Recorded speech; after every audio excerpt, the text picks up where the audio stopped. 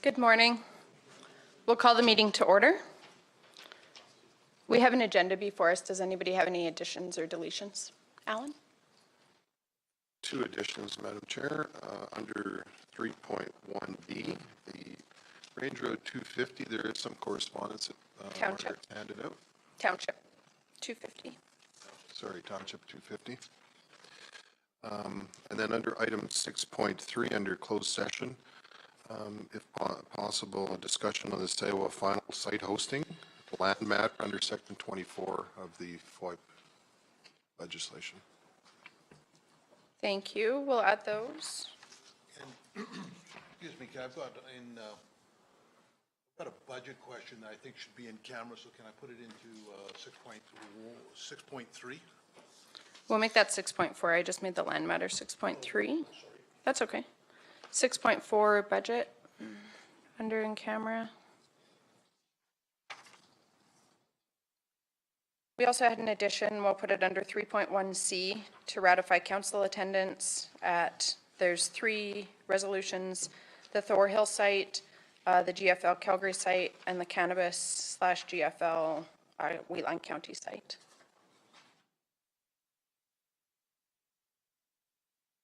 Are there any other additions or changes? If not, a motion to accept. Thanks, Ben. All in favor? Opposed? Motion's carried. We have the minutes of the February 27th Committee of the Whole circulated in our package. Did anybody see any errors or omissions?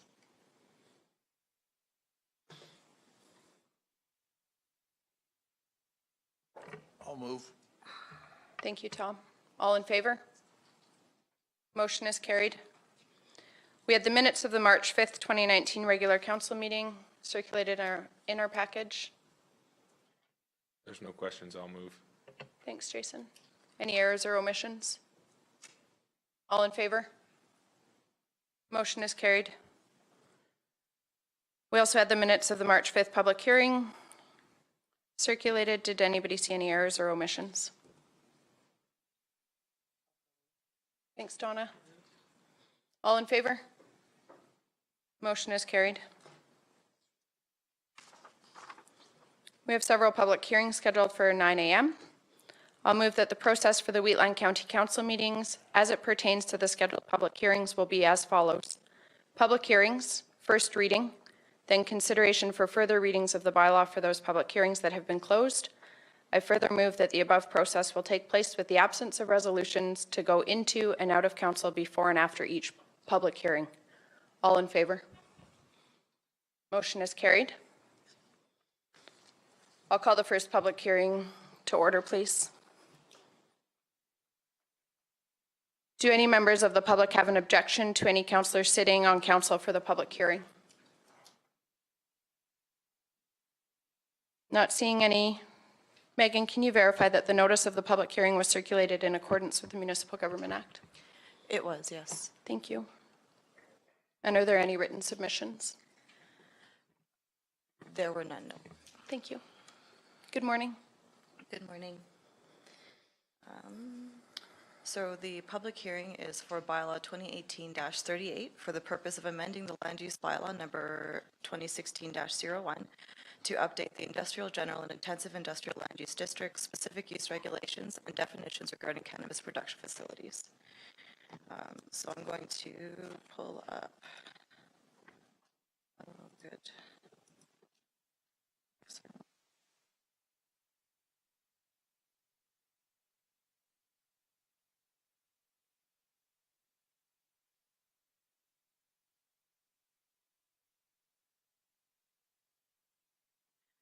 I have a summary of the proposed amendments, if I can find them.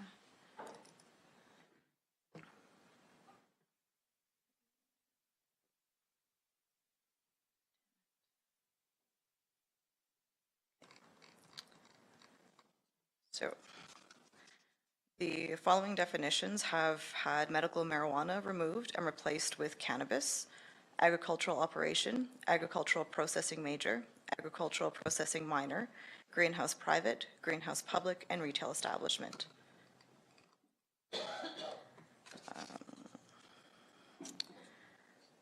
One of the definitions for medical marijuana production facility has been amended to include researching as one of the purposes, to amend the cannabis regulations to Cannabis Regulations SOR/2018-144. And a new definition is proposed for cannabis, which means a cannabis plant, fresh cannabis, dried cannabis, cannabis oil, and cannabis plant seeds, and any other substance defined as cannabis in the Cannabis Act and its regulations, as amended from time to time, and includes edible products that contain cannabis. Actually, I want to pull this one. There we go. That's better. And then the next amendments are to Part 8.14, Medical Marijuana Production Facility. So the deletion and replacement of medical marijuana with cannabis throughout this section. And then to amend a couple of the regulations. So for clarification for letter B, rather, that the cannabis production facility shall only be considered within the West Highway 1 Area Structure Plan area. That all the current, one of the current regulations reads, all activities related to the medical marijuana production facility shall occur within a fully enclosed standalone building, including but not limited to loading, receiving, and shipping of medical marijuana and any goods, materials, and supplies. The proposed amendment is that unless otherwise specifically approved by the federal government, as evidenced by the license issued by the federal government in relation to the cannabis production facility, all activities related to this cannabis production facility shall occur within a fully enclosed standalone building, including but not limited to loading, receiving, and shipping of cannabis and any other goods, materials, and supplies. The next amendment is the addition of a regulation.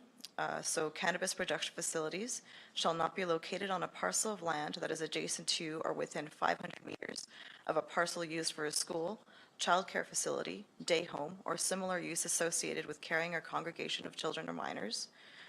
Another addition is a cannabis production facility shall not be within 100 meters of a dwelling as measured from the property line containing the proposed use to the dwelling. An amendment to one of the regulations. The medical marijuana production facility must be serviced with suitable water and wastewater as determined by the Development Authority. The proposed change is the cannabis production facility must be serviced with suitable water and wastewater as determined by the Development Authority.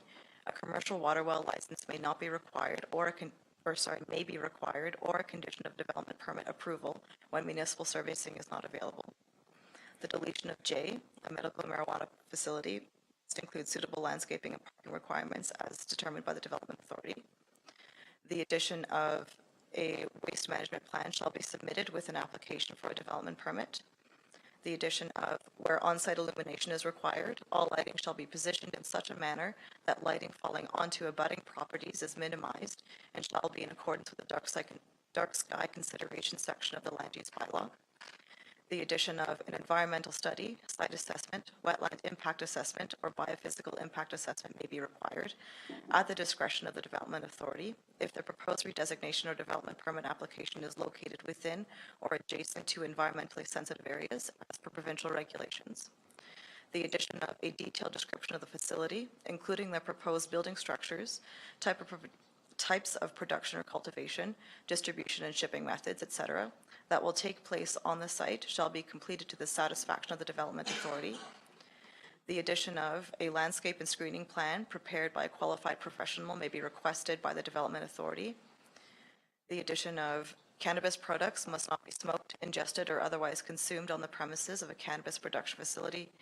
The addition of a cannabis production facility must include equipment designed and intended to remove odors from the air where it is discharged from the building as part of a ventilation system.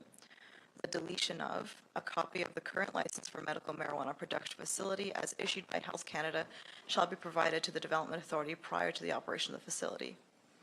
The next amendment is to the Industrial General District. The deletion of medical marijuana production facility only considered within the West Highway 1 Area Structure Plan as a discretionary use. and the addition of cannabis production facility only considered within the WASP as a permitted use. And then 9.6, intensive industrial district, the deletion of medical medical marijuana production facility only considered within the WASP as a discretionary use. And those are all of the proposed amendments for bylaw 2018-38. Thank you.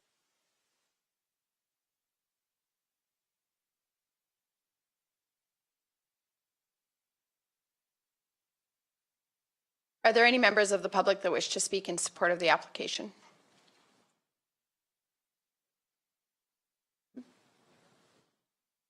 Or sorry, of the bylaw amendment? Is there anybody that wishes to speak in opposition? Do you have any further comments, Megan? I did receive one comment from Strathmore with the initial circulation for first reading. I just wanted to draw the attention to it again. So they had provided the comment based on the information provided on November 28, 2018, the town of Strathmore is requesting cannabis production facilities remain discretionary use throughout our region for the following reasons. The security implications of cannabis production facilities are still largely unknown. Wheatland County and the town of Strathmore have a responsibility to ensure existing residents and businesses can provide comment on uses that may pose security risks.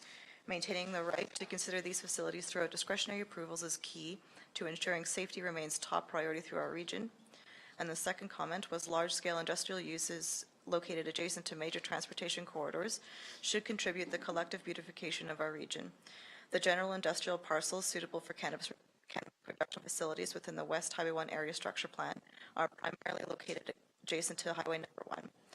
Maintaining the right to consider these facilities through discretionary approvals will allow Wheatland County and the town of Strathmore to better coordinate regional beautification efforts by maintaining the right to control the appearance, scale, and design of these uses. Wheatland County will consider these comments are being provided in good faith. We appreciate the opportunity to provide feedback on this matter. Staff responded, if cannabis production facilities are made permitted use, even if development officers perform a circulation, they wouldn't be able to refuse a development permit based on any comments or concerns received, so long as the development followed the land use bylaw and area structure plan policies. And then in response to the second comment of beautification, Wheatland County has implemented the requirement for commercial and industrial development permit applications to include a landscaping plan. This plan is reviewed and approved by the county, and a security deposit may be taken. That concludes. Thank you. Thank you. We'll now close this public hearing and move back into council to consider further readings.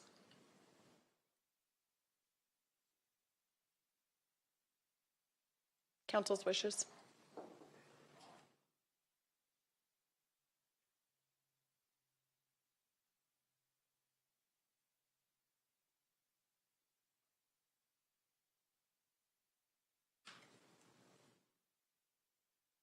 Do we want to consider second reading?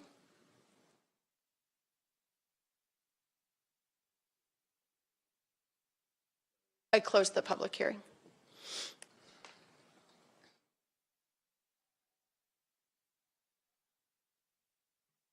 Only because I got some questions, I'll move to second reading. Discussion?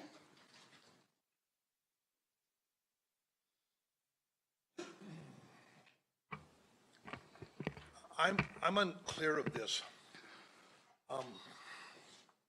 Excuse my, on page 27 of our package, under Schedule A, Agricultural Operation Practices Act. And number E is the production of fruit, vegetables, sod trees, shrubs, and other specialty horticultural crops. And then we're going to sit down there and say, we're going to say cannabis is excluded from this use, and I don't see how we can do that. It's a specialty horticultural crop. I sort of understand where we're, this is now a legal crop to grow. Like, once, I just think we're going like we can pass this law, but I don't think it's going to do any good. I think it's just, in my opinion, it's unenforceable.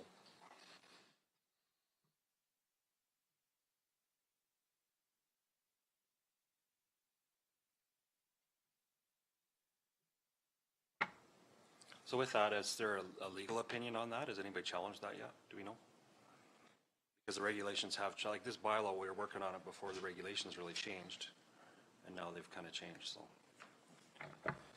I don't believe there has been. I haven't done any research on that particularly. I know there was an issue with the word marijuana, and they changed it to cannabis. That was one of the big changes. But I'm not aware of that there's been a legal challenge on that particular aspect.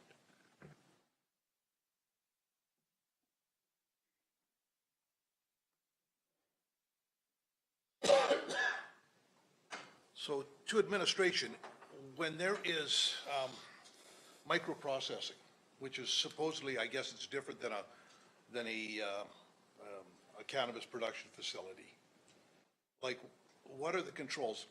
Because rumor has it, and I cannot vouch for any of this, but there are operations that are operating in the county that have Alberta licensing, have federal licensing, and they're currently growing marijuana outside the WASP.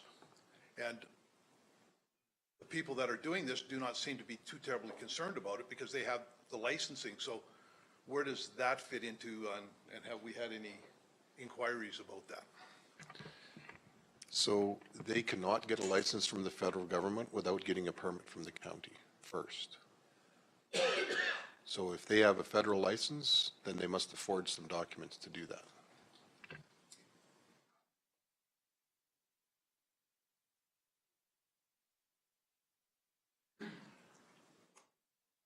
Does staff have any further comments about the exclusion under the agricultural operations? No?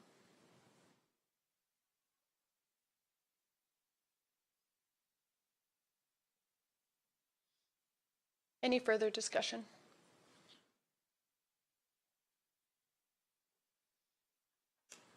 Glenn? F. And there's other instances and definitions. It's federal regulation. We can't trump federal regulation. We can add to it, maybe.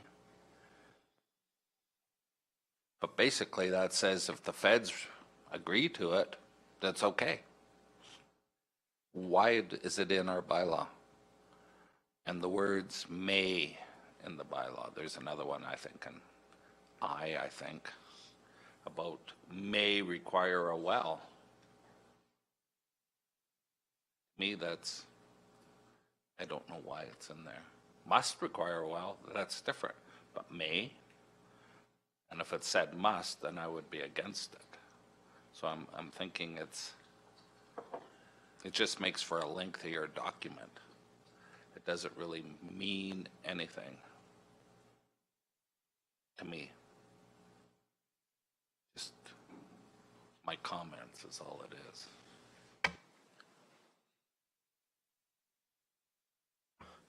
My question would be that if it's considered an agricultural product, I can go out and grow it in my field. It's restricted though. The feds will come down and burn it down, not because the county didn't agree to it, but because the feds didn't agree to it. The fed says it has to be enclosed. I don't even know if you can have a window looking in on it.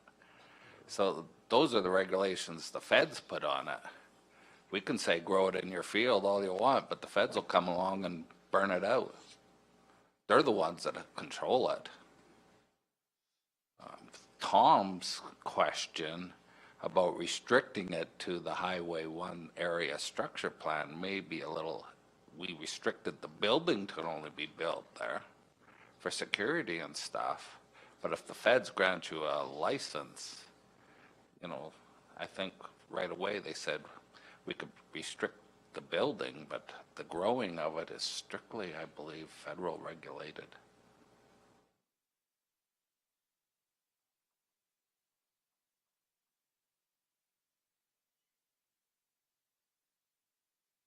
Further comments or discussion?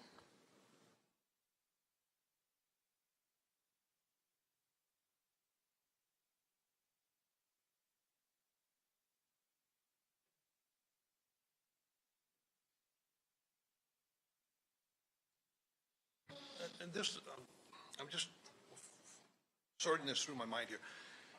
If I were to put up a greenhouse to grow roses, I'm like on my farm, is there, like, what do I have to do that? And that is a specialty crop.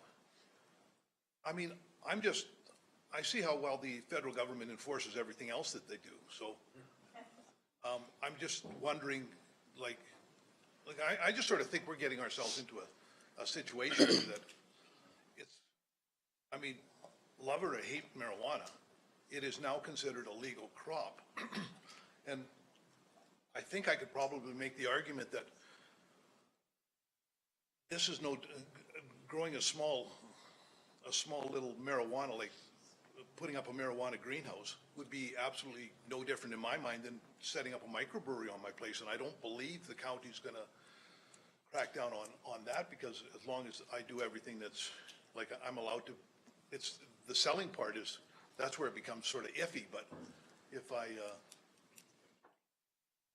how do we, they're both legal, like marijuana and microbrewing are both legal to do.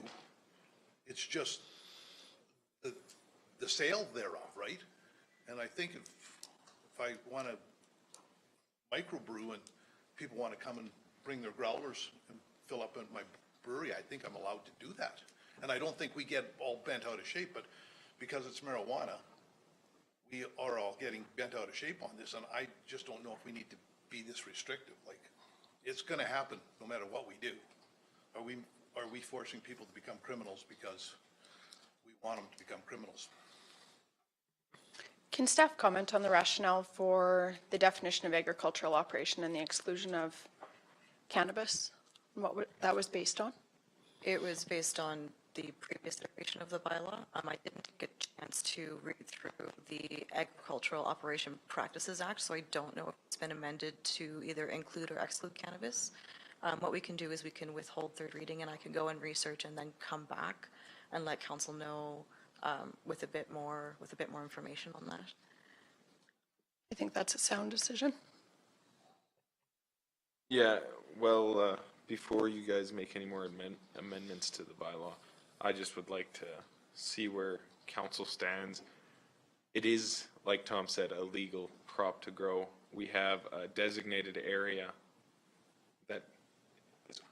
that this type of facility is only allowed in the West Highway 1 district. Should we think about making it permitted? I understand where Strathmore comes from, but that is the only place in the county that is able to host those kind of facilities. And like Tom says, it's legal. You can't stop the feds. If I Sadly, understand sadly. correctly, in the current bylaw, it's under permitted uses. That's how it is, yeah. Yeah, Strathmore raised a concern, but staff just reiterated to them that regardless of whether it's under permitted or discretionary, we would not have grounds for refusing it if it met the guidelines for it. Is that my understanding correct?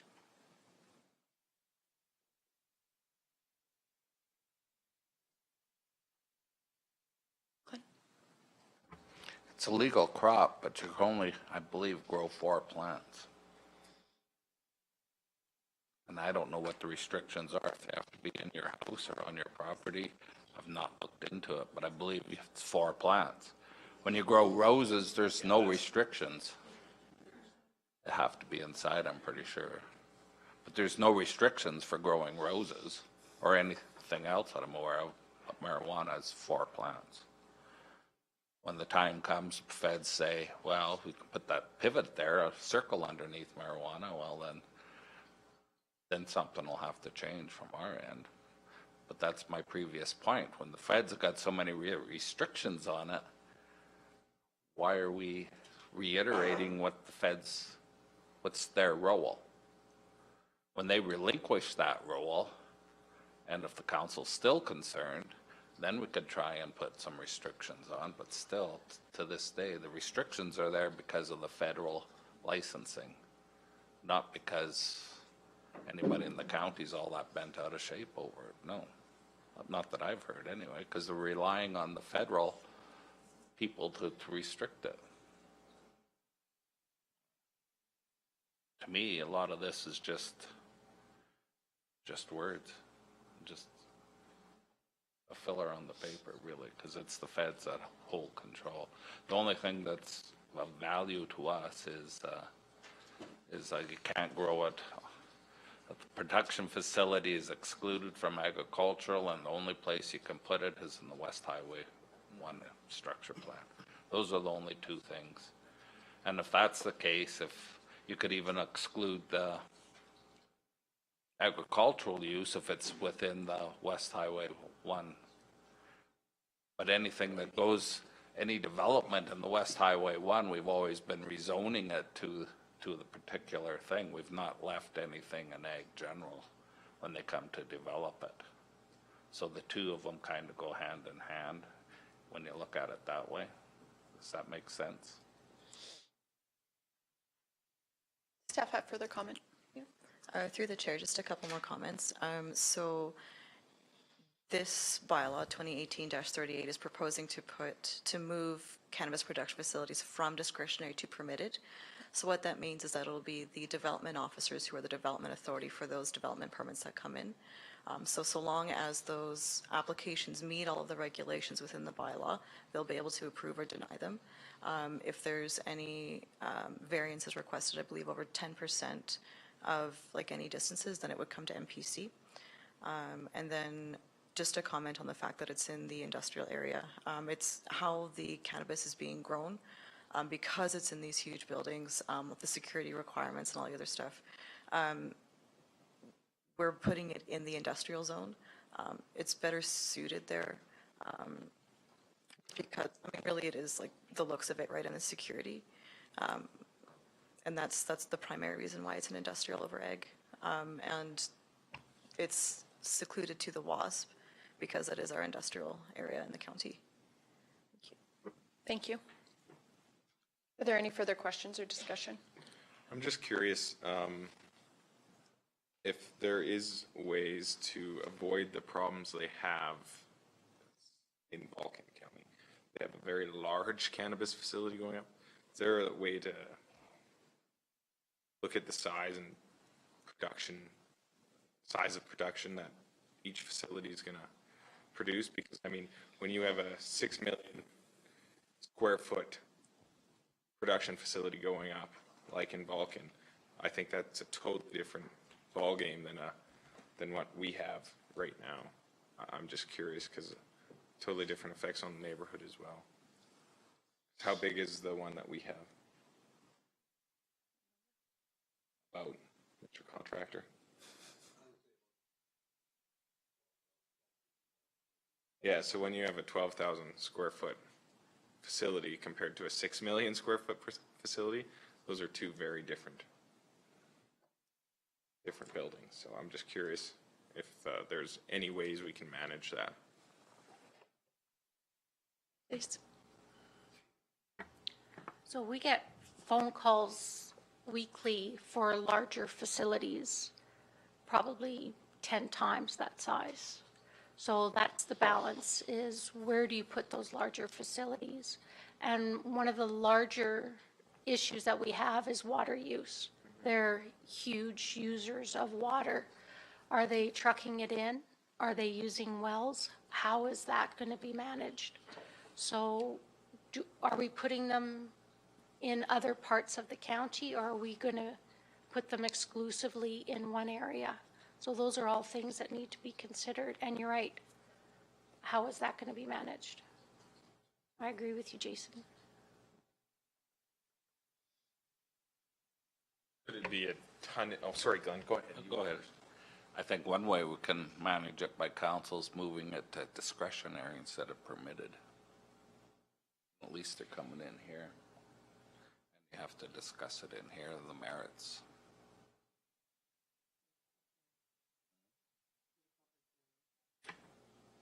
Well, it wouldn't be a public hearing. Discretionary doesn't have a public hearing. It's just But I don't want to restrict those smaller businesses like we have. I don't know how you do it. If you have, because I wouldn't want to see, like in Vulcan, they have that new facility all on wells. I think they're going to be using 7 wells. Donna, you might know better. The first number was, Yeah, so I mean, that's a lot of groundwater being used. If you're using so much cubes, perhaps you have to have some sort of system rather than wells. I think that'd be an easier way to regulate it, because I can't sit here and, it's not that I don't trust staff, but I don't want that kind of facility that uses 15 wells to create their crop to be a permitted use. Right? Can staff speak to what kind of controls they would have under the proposed wording of the cannabis production facility must be serviced with suitable water and wastewater as determined by the development authority? A commercial water well license may be required or condition of development permit approval when municipal servicing is not available. What kind of considerations you would determine, or how you would determine whether it was suitable water?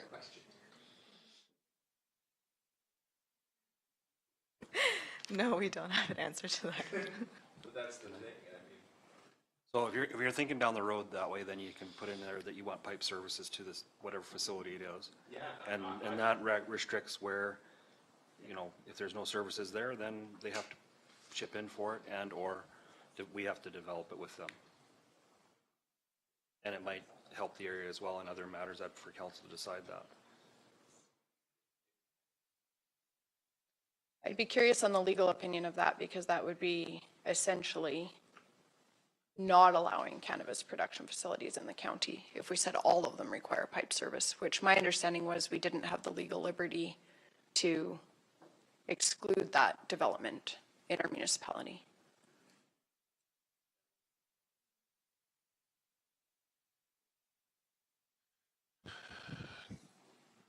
I think we would have to get some legal opinion on restricting it even more. It is restricted now to the WASP. If council doesn't want to do that, that's fine. I'm hearing Councillor Reichert say, open it up everywhere. That's council's decision. That's not a problem. It's whatever you want to do. But if you want to restrict it to size, we'd have to get a legal opinion on that. I think we might be in a bit of jeopardy by doing that. But you can restrict it by if you don't have adequate water, and that's already covered in there. So if they don't have adequate water, they can't put it in, right? So I'm just curious, I'd want to make sure that staff have grounds for making that decision, like for determining that it's inadequate or unsuitable water Yeah. supply for a large-scale production. So in those types of situations, we ask them to prove out the groundwater like we do with any subdivision development, right? They also have to provide a stormwater plan. That's why we ask for those, so that they're covered off. So I think we're adequately protected currently. The question on whether it is permitted or discretionary, I guess that's up to you folks. I mean, permitted makes it a little bit more streamlined. You know, the applicant doesn't have to wait a month or so to get to in front of you folks to get it approved, right? So. Well, through the chair, I don't have a problem with it being permitted if it's in the West Area Structure Plan. But if we open it up and put it everywhere, then yeah, you do have a problem with it being permitted. I don't have a problem with it going through the way it is, and it's in the West Area Structure Plan.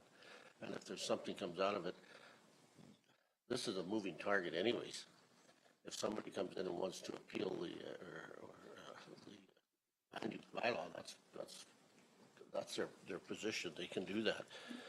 I mean, we can hear the arguments for it, but I think we got to start somewhere, and this is as good a place to start as any, and see where it goes from here. I don't think there's that many out there banging on our doors to need to make the change now. We got to start somewhere. Let's start it here and see what happens. Further questions or comments? Does staff have any further? Just one comment, I think. We have one existing facility that hasn't got a license from the federal government yet, as we know. There is another facility that have submitted for a development permit.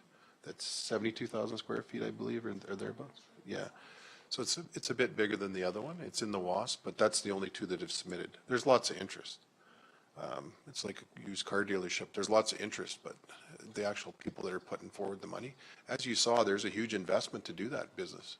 And there's no certainty that they're going to get a license. It's quite certain that they would get a permit from us for most of those types of facilities, right? And as you saw on that tour, but they may not get a permit from the federal government, so.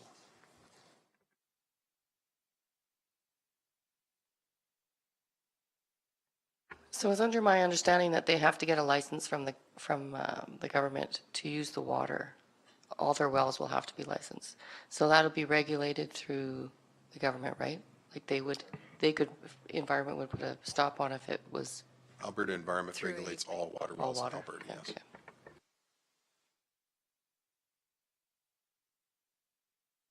Any further questions? We have a motion on the floor for second reading. All in favor? Motion is carried. Council's wishes, do we want to consider third reading or have staff bring back more information?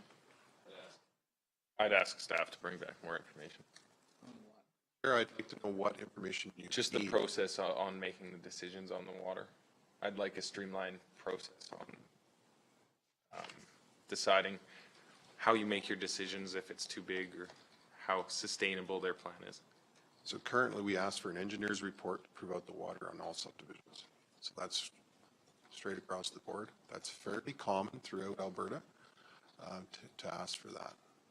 And that's what we would ask for these types of facilities. I think we have to be a little bit cautious by penalizing this cannabis type facility by saying you need to follow a different standard than some other business that's operating there. They're going to use more water, but that's going to mean they're going to need to prove out that they're going to need more water and that they have more water. So I think that would certainly put us in jeopardy. And that proof would definitively demonstrate that it wouldn't compromise the aquifer for other users in the area. Okay. Does anybody else have any further information they require before consideration? I'll put third reading on the floor. Questions or discussion?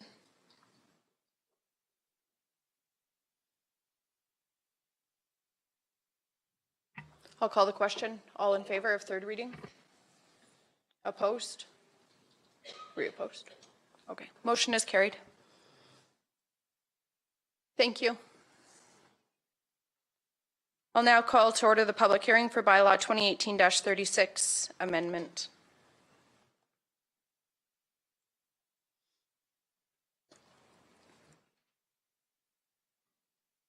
Good morning. Good morning. Can you verify that circulation was done appropriately? Yes, it has been. Thank you. Does any member of the public have issue with any member of council sitting for the public hearing? Go ahead, Kim. Thank you. So we have public hearing for bylaw 2018-36. This is to amend the land use bylaw to insert the Calgary Metropolitan Regional Interim Growth Plan and the Calgary Metropolitan Interim Regional Evaluation Framework, along with the maps showing the affected areas within the county. So it's the recommendation that council undertake the public hearing. The Calgary Metropolitan Regional Growth Plan and the Calgary Metropolitan Regional Servicing Plan will be prepared by the Calgary Metropolitan Region Board, which we'll call the board, within 3 years of establishing the board. Until these two regional plans are completed and are in effect, an interim regional growth plan has been approved by the province in order to regulate regional growth in the interim. Maps 2 and 3 indicates that the area of Wheatland County that is under the jurisdiction of the Calgary Metropolitan Regional Growth Board. Any development, subdivision, or future planning within this area will have to be in compliance with the Calgary Metropolitan Region Growth Plan, Servicing Plan, and the Interim Growth Plan when they come into effect. Any development, subdivision, and future planning will be subject to the board's regional evaluation framework when it comes into effect. I'll get to all of that in just one moment here. The Calgary Metropolitan Regional Interim Growth Plan and the Calgary Metropolitan Interim Regional Evaluation Framework have been approved by the minister. It is provincially mandated that council must approve these plans. I'm just going to get to one of the letters that we did receive. It's in your plan. Did you want me to read it out? Has council had an opportunity to read the written submission in the package? Okay. Thank you, Kim. I'm just going to come down to it real quick. So this is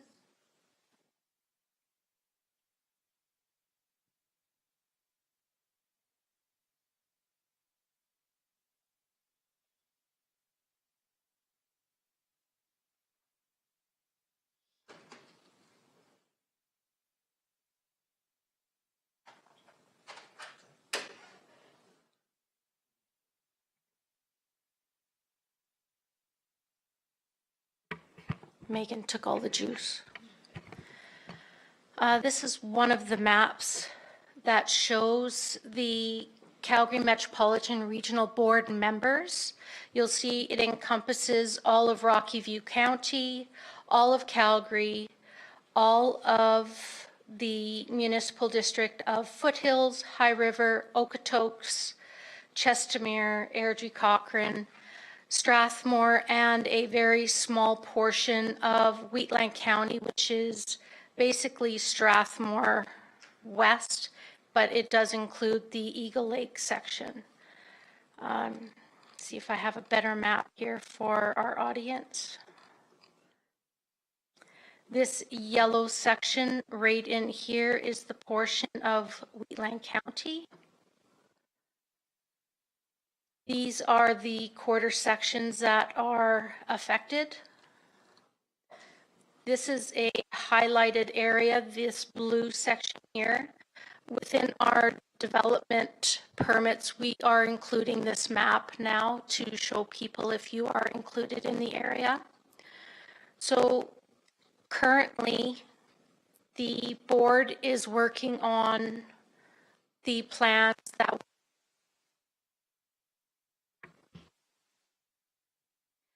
Currently, the board is working on the plans that will go to the minister for approval. These interim plans are what the municipalities are having to work with. Currently, it is for higher density subdivision and development. So 50 or more new dwelling subdivisions. So if somebody is looking at wanting to develop a new dwelling or a one parcel subdivision, those type of developments or subdivision are not affected currently. In the future, if those type of developments are wanting to be done with the new plans, we can't guarantee what those are going to look like just because those plans haven't been developed or been approved yet. So we're doing status quo right now. Everything is just go as it is until the new plans are being developed and then approved. So these are the areas that will be affected. So we are including the interim plans into our statutory document of the municipal development plan and also into our land use bylaw. The links into the interim plans are on our website if anybody is interested in having a look. That's basically everything I have for the public hearing. Thank you. Thank you. Is there any member of the public which wishes to speak in support of the amendment? Is there anybody who would like to speak in opposition to the amendment? If you can please come and speak at the mic and just identify yourself by your name, please.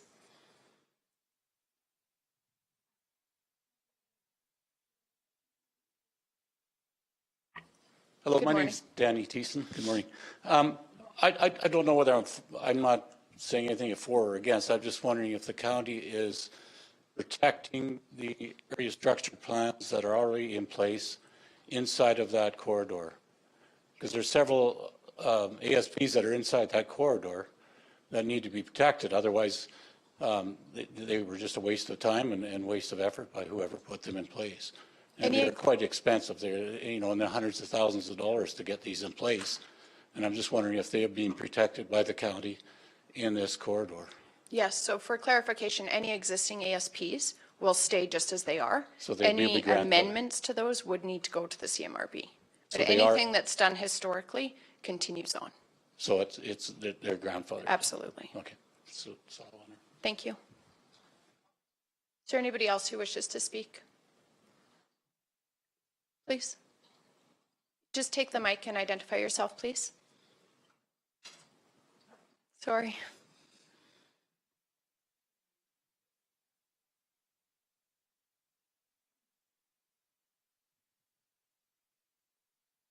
I don't know if it's the question now or not, but I just wanted to know. If you can just identify yourself. Oh, sorry. For the record, thank you. Okay, Gail Cleve. If they, so when the Calgary Regional Planning take over and they make a decision, whether you can or not, is there a process that you can appeal it? So the CMRB doesn't in and of itself make any decisions. Applications would come from our municipality to the CMRB for ratification through these plan documents, through the processes outlined in those documents. Okay. And then they would either basically ratify the decision or there could be opposition to the decision. In terms of appeal, if you could please, Alan. Madam Chair, in regards to appeal, there is currently no appeal process, and we're fighting hard to get an appeal process into this. Every thing that we do as a municipality is appealable. Right. The CMRB, some of the members are fighting not to have an appeal process, but we are still fighting to get an appeal process in that.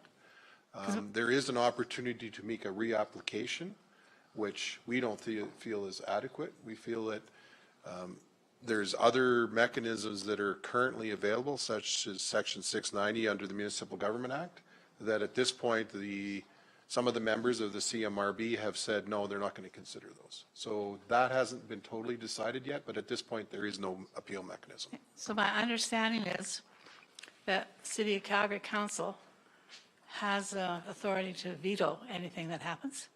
And so if they veto it, is there an appeal process for that? Currently, there is no appeal process to that. Okay, 'cause so when you're doing your agreement with them, can you? We are advocating, Okay. that was a provincial mandate, the voting structure of the board. Okay.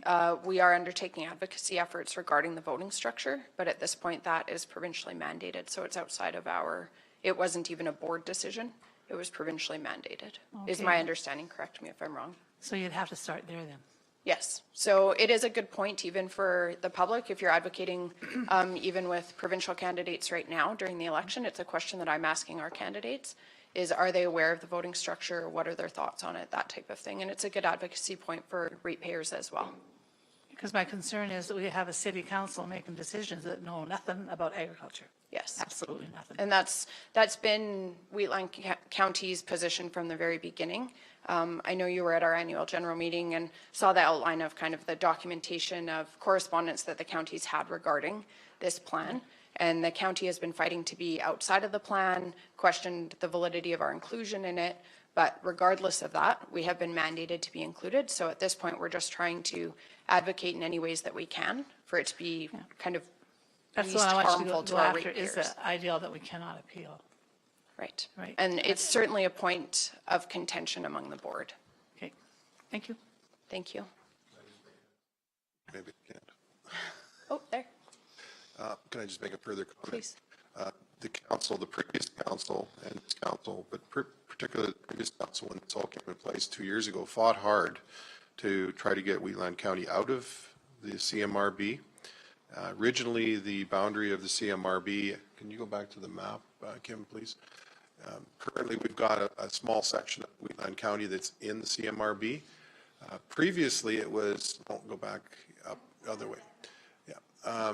Previously, it was from Highway 21 west, everything west of Highway 21. And Wheatland County fought hard to get it reduced to that. We're the only municipality out of the 2 growth management boards in Alberta that's only partially in. So although it's maybe disappointing that we weren't totally removed, at least we've got some ground. We are basically in because Strathmore wants to be in. And because we surround Strathmore, that is why we're in. And that's why the portion that you see around Strathmore is the only portion that's in there.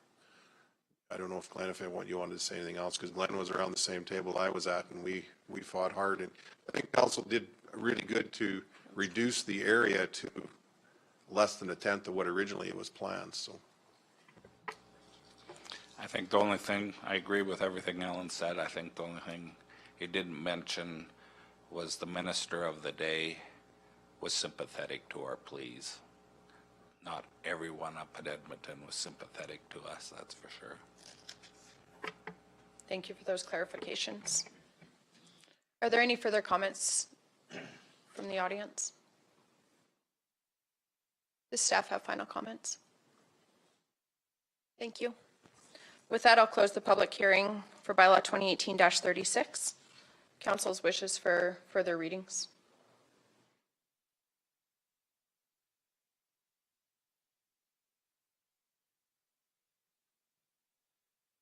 Move bylaw 2018-36 be given second reading. Discussion? All in favor? Opposed? Motion is carried. I'll open the public hearing for, oh, sorry. Yeah. Consideration for third reading. I'll move that bylaw 2018-36 be given third and final reading. Any questions or discussion? All in favor?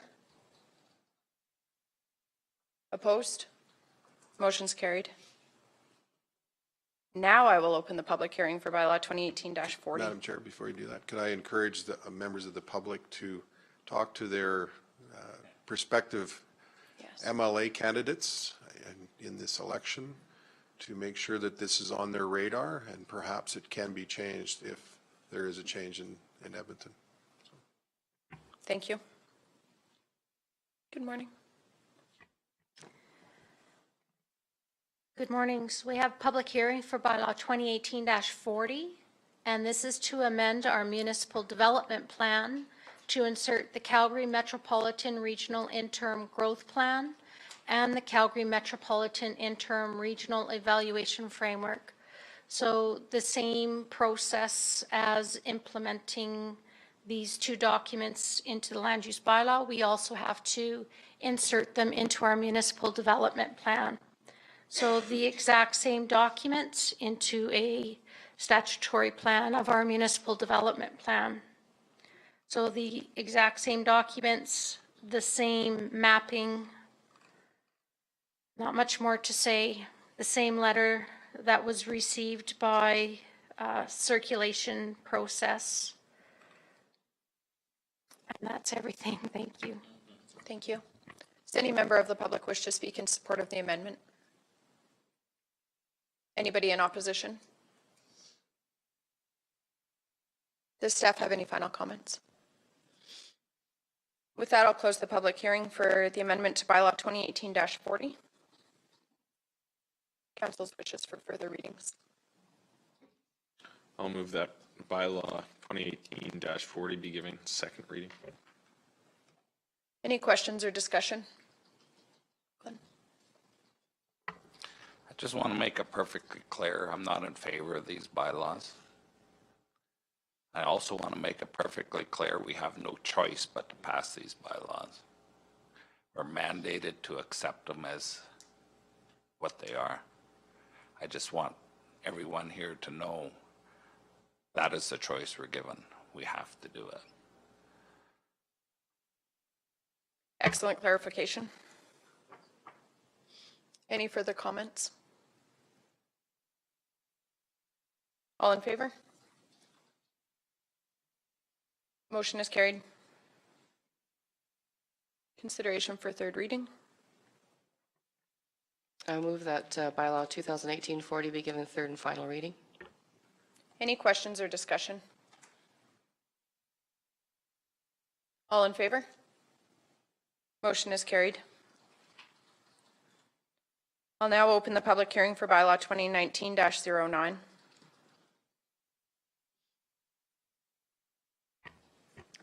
So this is public hearing for bylaw 2019-09. This is to amend the land use bylaw to include speargrass in the reference to hamlet in the Parks and Recreational District. Recently, the boulevards located within Speargrass were subdivided to allow for green space and parks within the community. The current land use bylaw has no district within the Speargrass community boundaries that will accommodate parks and playgrounds. To consider Speargrass as a hamlet within the Parks and Recreation District will allow parcels to be rezoned to Parks and Recreation, and a development permit may be submitted for parks and playgrounds.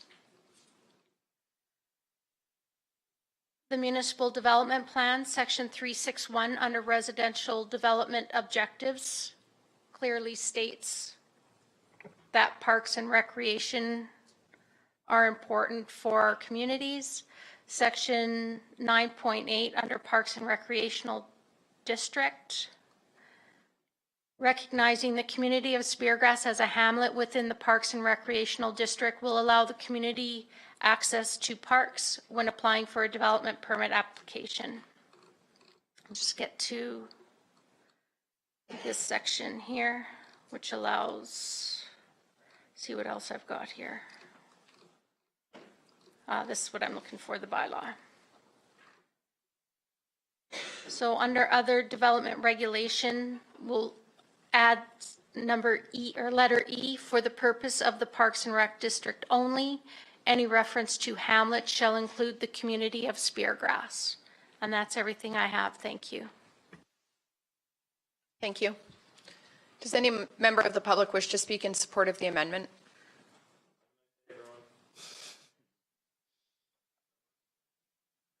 Anybody in opposition? Yeah, you don't all have to. Does staff have any final comments? Thank you, Kim. I'll now close the public hearing for bylaw 2019-09. Council's wishes for further readings. I'd like to move that bylaw 2019-09 be given second reading. Any questions or discussion? All in favor? Motion is carried. Then is moved third reading.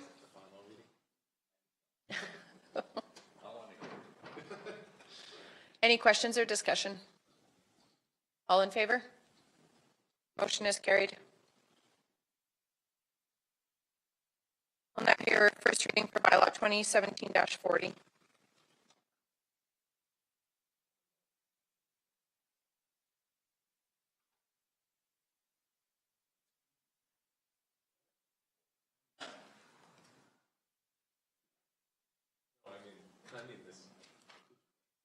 Good morning, Odessa. Good morning, Council. So I have bylaw 2017-40. I'm just pulling up the original report. As I noticed in the agenda package, one of the maps that I created wasn't formatted correctly, so I'm just going to use this as a reference so that it's consistent with what I intended to show Council. So for this bylaw, the purpose is to redesignate 156.77 acres from agricultural general to direct control for the purposes of the standard Hatarian colony. They're adjacent to Highway 842 and approximately 11.43 kilometers northeast of the village of Standard. Staff is recommending the council choose option 1 to approve first reading of bylaw 2017-40 and proceed with a public hearing on May 21st, 2019 at 9 a.m. in council. With that being said, council does have 3 options. Option 1 is to to grant first reading of bylaw 2017-40. Option 2, that bylaw 2017-40 be refused. And option 3, that council approve an alternate recommendation. So with regards to this colony here, we are only recommending that this quarter section here, minus the subdivided and separate titled cemetery, be considered for redesignation to direct control. The direct control district, as it was with Midwest and Twin Creeks, is specifically designed to accommodate the existing and potential future uses on this quarter section for the colony's uses. Therefore, we do have the communal childcare, which is specific to this district and not found in any other ones applicable to it, as well as a worship facility. We also have the dwelling clustered farm, duplex, multi-unit, single detached, and townhouse. Again, The site regulations also reflect the current development on the site. Therefore, the density has been limited to 4 dwellings because they have not shown or told us that they intend to add more, as well as the number of units, which is 8, as each of those dwellings have 8 units within them. The minimum gross floor area is also reflective of what our current land use bylaw allows for a minimum floor area. And because it is along Highway 842, in this case, any future accesses or development in that area would be sent off to the province. So at this point in time, staff and Transportation Department don't have any comments with regards to that access, as it's not within the municipality's jurisdiction.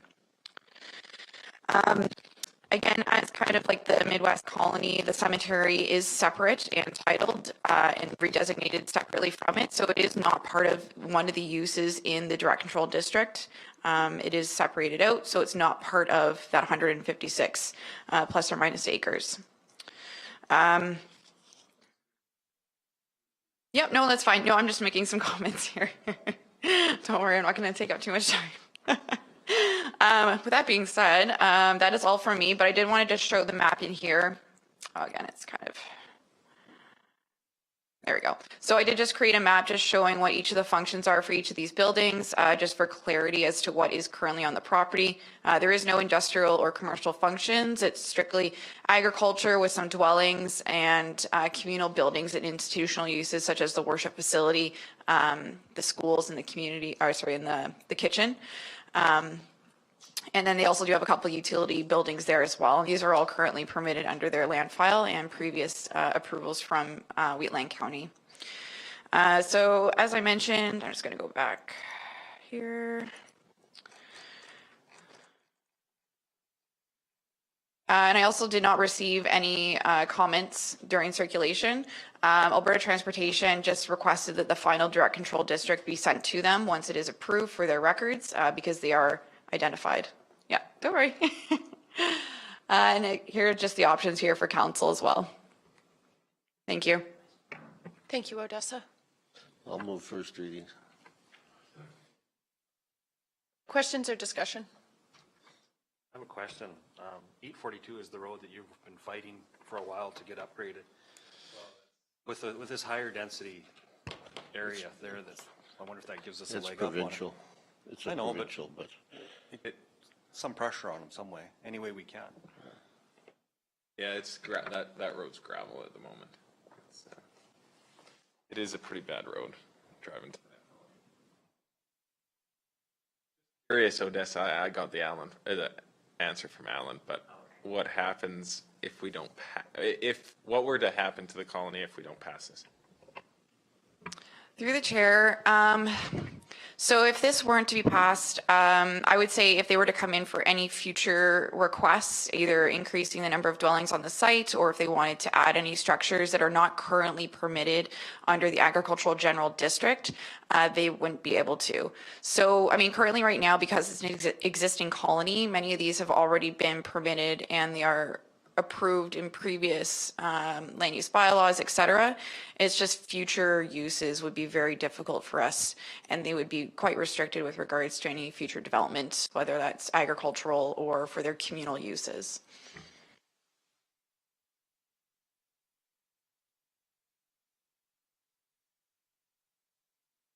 We have first reading. Any further questions or comments? All in favor of Ben's motion? Opposed? Motion is carried. A motion for a public hearing. I'll make that motion for public hearing be scheduled for May 21st, 2019 at 9 a.m. in Wheatland County Council chambers. All in favor? Opposed? Motion is carried. Request for decision for first reading for bylaw 2018-41.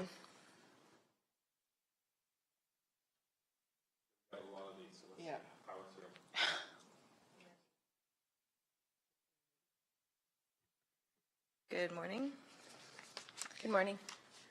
So this is the RFD for bylaw 2018-41, the first reading to redesignate plus or minus 0.52 acres from undistricted to Parks and Rec for Plan 1811971, Area A.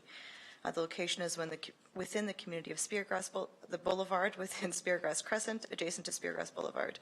I have pulled up a map that shows all 4 redesignations that are going forward today for first reading, just to kind of give a overview. I also have specific maps for each one if council would like to see them. So the recommendation is that council grant first reading for bylaw 2018-41 to redesignate plus or minus 0.52 acres of Plan 1811971 Area A from undistricted to Parks and Rec. The purpose of the application is to designate a recently subdivided boulevard within the community of Speargrass. The project originally started within the Community Association of Speargrass, requesting to install pergolas and picnic tables in the boulevards. Council directed administration to proceed with a road closure bylaw for the 4 boulevards and to bring back the request for the pergolas and picnic tables. Once that had been completed, the association brought the request back prior to the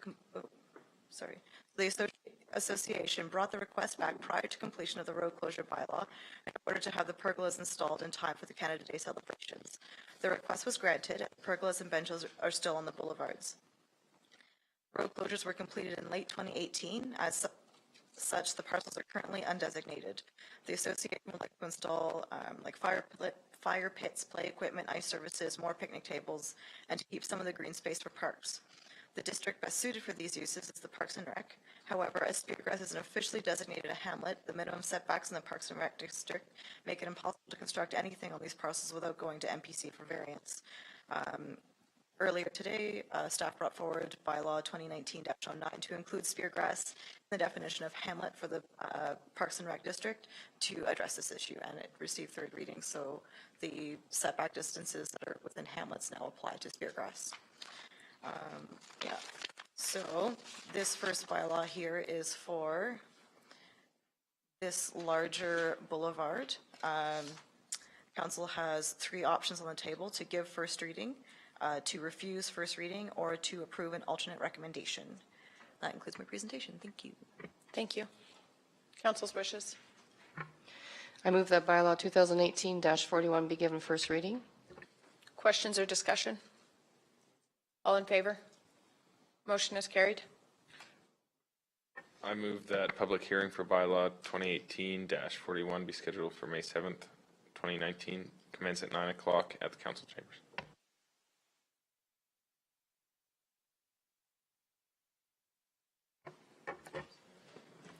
Bylaw 2018-42. Okay.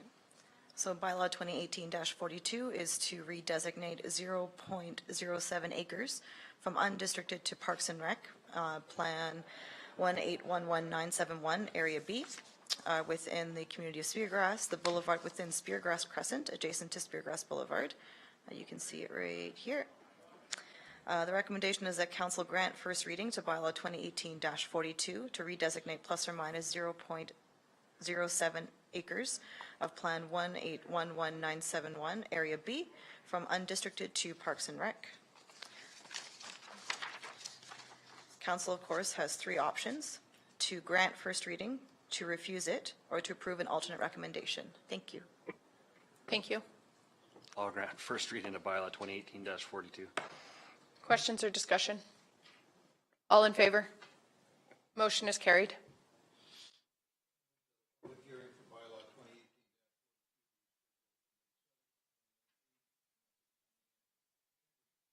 All in favor? Motion is carried. I'll move that first reading of bylaw 2018-43 be granted. Does council wish to present? Or does administration wish to present? Only if council wants me to. The map is there. It has all the information. Thank you. Questions or discussion? All in favor? Motion is carried. Public hearing? I move that a public hearing for bylaw 2018-43 be scheduled for May 7th. All in favor? Motion is carried.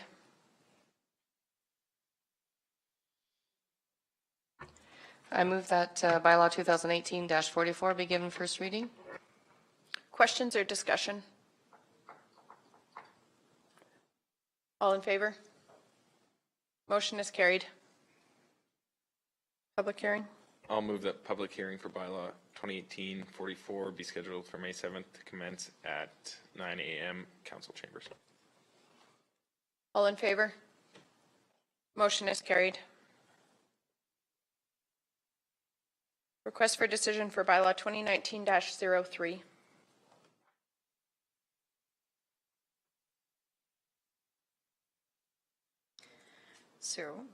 Bylaw 2019-03, first reading, to redesignate plus or minus 5 acres from Ag District to Country Residential in the southwest of 2024-25 west of the 4th. This parcel is adjacent to Range Road 255, approximately 800 meters west of Strathmore, and 2 kilometers north of Highway 1.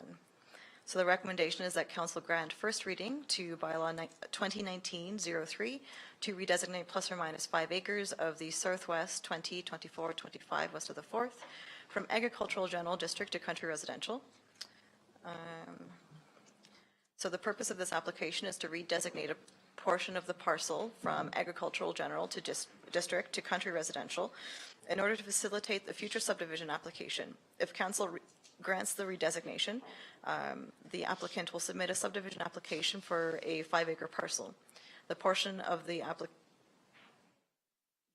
applicant is requesting to redesignate has an existing residential development on it. The remnant parcel will remain agricultural general. So the redesignation generally aligns with the SSRP, RGMS, and MDP. The documents discourage agricultural fragmentation. However, they also allow for diversification of uses amongst agricultural land. Where this redesignation is for an area that is already developed as a residential use, the impact of fragmentation is already existing. The majority of the parcel shall remain agriculture. Let me just pull up a map for you guys here. So that is the location next to Strathmore. The redesignation generally adheres to the rules and regs of the land use bylaw. However, it's been noted that the sheds along the southern lot line may not comply with the minimum 10-foot yard side back. It could be a consideration or a condition of subdivision to ensure these sheds are moved. Circulation was completed to external agencies and internal departments. Only one concern was raised by Development Services in regards to a request to discharge the deferred reserve caveat. This request wasn't fulfilled, so the deferred reserve caveat is still registered on title, meaning that at subdivision stage, MPC can request municipal reserve be taken as cash in lieu. Development Services also noted the sheds being too close to the property line. Staff has notified the applicant that it may be a requirement of subdivision to move them. So council has 3 options before them: to grant first reading to bylaw 2019-03, to refuse bylaw 2019-03, or to approve an alternate recommendation. Thank you. Thank you. Council's wishes. First reading. Glenn has moved first reading. Any questions or discussion? Yeah, question. So it's any parcel 80 acres and greater that can be 2 houses can be built on it without getting, yeah, it's permitted. Okay, so that'd be 1, 2, 3, 4 houses, and the reason you'd have a subdivision with a 35-acre subdivision. Sorry, what was it? Okay.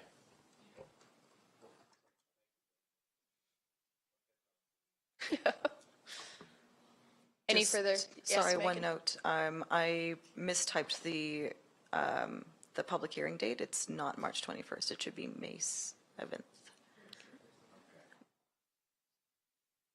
Any further questions or comments? Council's wishes? Oh, sorry, there's a motion on the floor. All in favor? Motion is carried. Motion for public hearing with the amended date. Scott has moved. I have May 21st.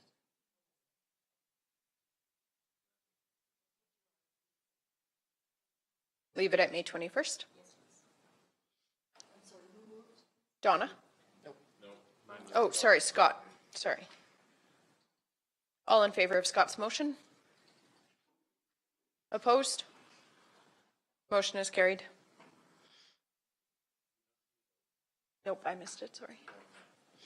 I was looking. That's good. We will take a 5-minute break.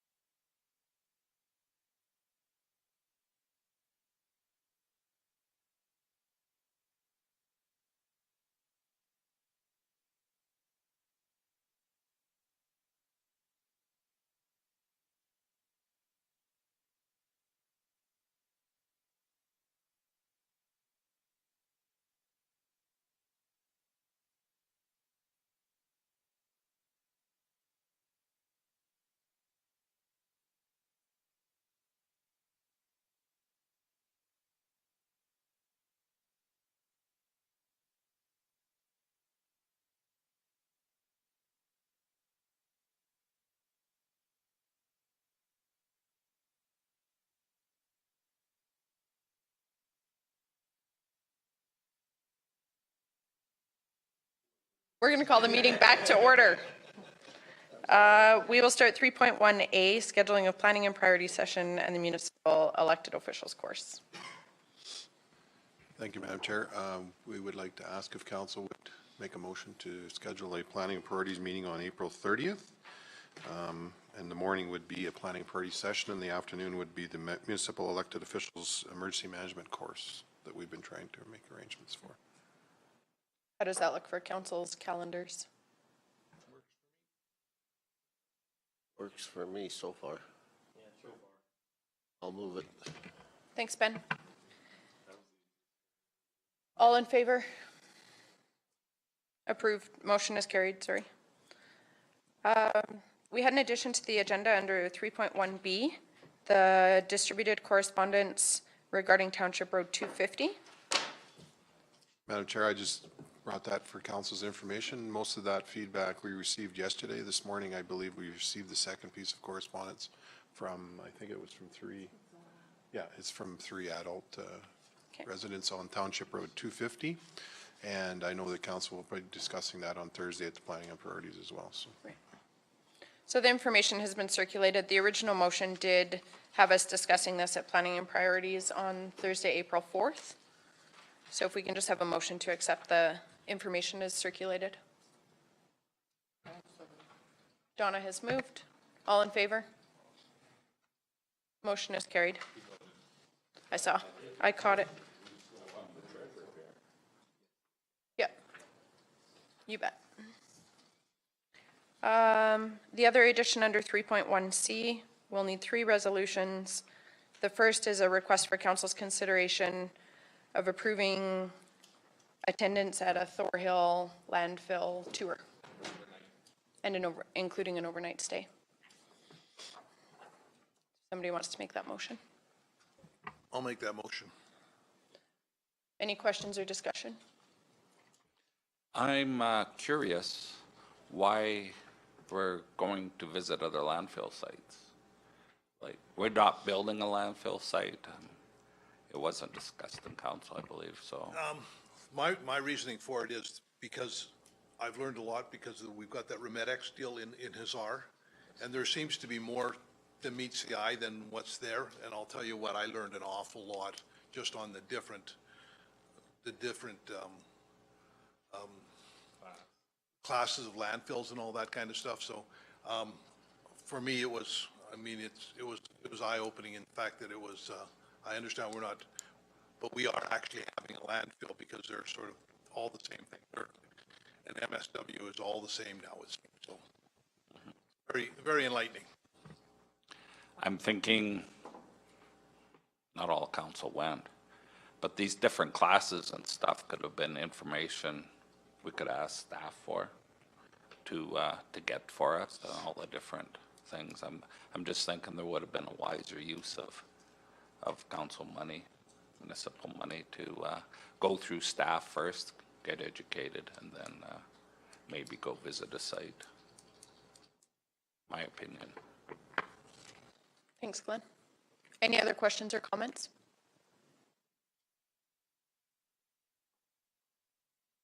There's a motion on the floor. All in favor? Opposed? Motion is carried.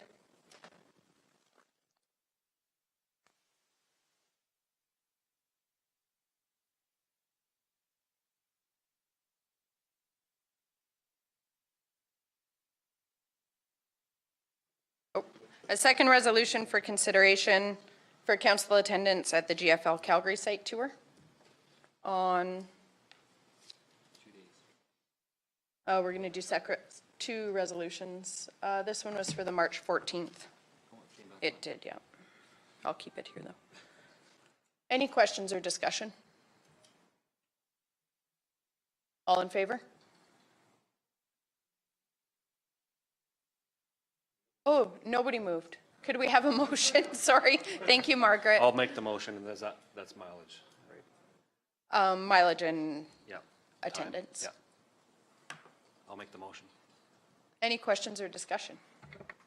All in favor? Motion is carried. There's a third resolution for consideration regarding the attendance at the cannabis tour in Wheatland County and the tour of the recycling facility in Wheatland County on March 15th. If somebody wants to make the motion before we vote. I'll make the motion for those tours. Any questions or discussion? All in favor? Motion is carried.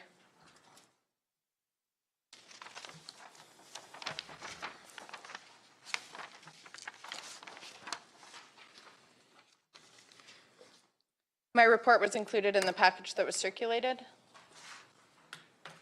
The first thing I wanted to share is our MP,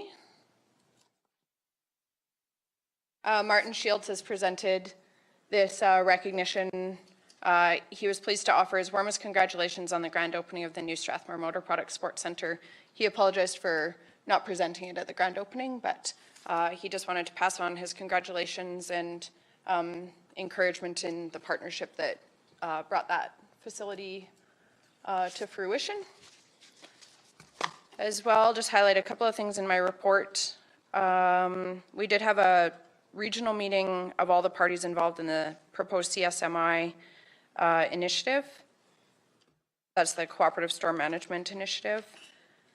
Following that, I did have a meeting with the Town of Strathmore Mayor and Deputy Mayor. Sorry, there's an error on my report. It should be Mayor. The Strathmore Seed Cleaning Plant participated in their first visioning session and did create their first vision and mission statement as well as core value statements. The CAO and I met with Siksika Nation regarding a CD grant, which unfortunately we have not been successful in the application process, but there was some really good encouragement on some future programming that we can look into and other initiatives that we can look at with that. While we were at the Rural Municipalities of Alberta, I did attend the Growth Management Board Rural Caucus. There was some really good discussion. So that's a gathering of all of the rural municipalities that participate in both the Edmonton and the Calgary Metropolitan Regional Boards. One of the things that was highlighted in several ways throughout the conference actually was different discussion points for the upcoming provincial election. So there was some good direction that came out of that, as well as that Genesis Insurance AGM.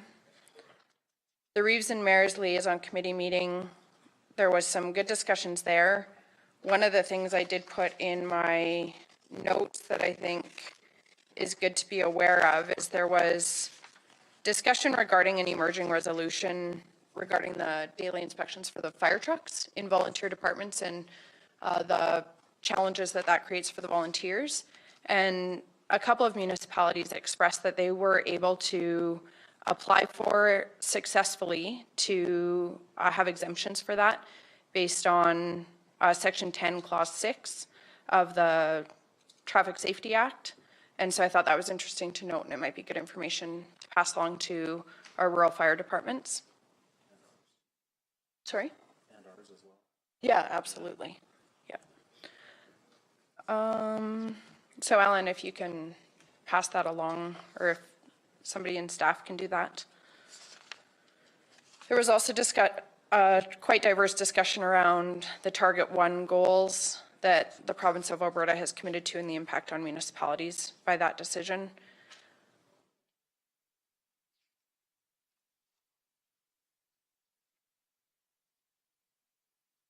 I also had a really good meeting with the mayor of the town of Drumheller. Mayor Kohlberg and I discussed some issues just with the progress on our IDP and ICF, the mutual bridge concerns that we have, and as well opportunities within the Canadian Badlands Association.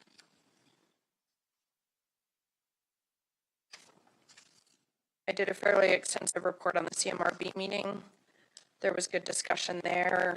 I'll highlight that there was some in-depth discussion regarding servicing and how that's going to play out. As it's currently written, it's still certainly a hindrance, I guess, to development in areas surrounding the city of Calgary. So there's a lot of discussion around that. The city of Calgary did express that they believe that they have more water capacity recognized on paper or in their licensing than actually exists, and that they're doing some studies into that both internally and with some external consultants. There was some pressure on whether that work could be completed prior to the writing of the servicing plan for the CMRB, and Calgary was not certain that that would happen. And the CMRB will do whatever we can to expedite that process in terms of focusing more on that complexity, see the natural capacity and managed capacity water supply boundaries within the CMRB. The other issue that was really highlighted was just the priority of flood mitigation. We had the inaugural meeting for the CMRB Advocacy Committee. We did find that it was surprisingly challenging, despite coming up with quite a long list of potential advocacy topics. We could not agree, the 4 municipalities that are represented on the advocacy board, on one topic that we could all agree was a priority for advocacy right now.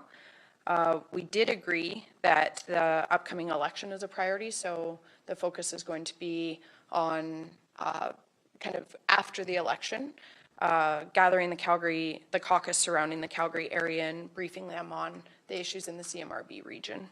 So there will be some work done on that.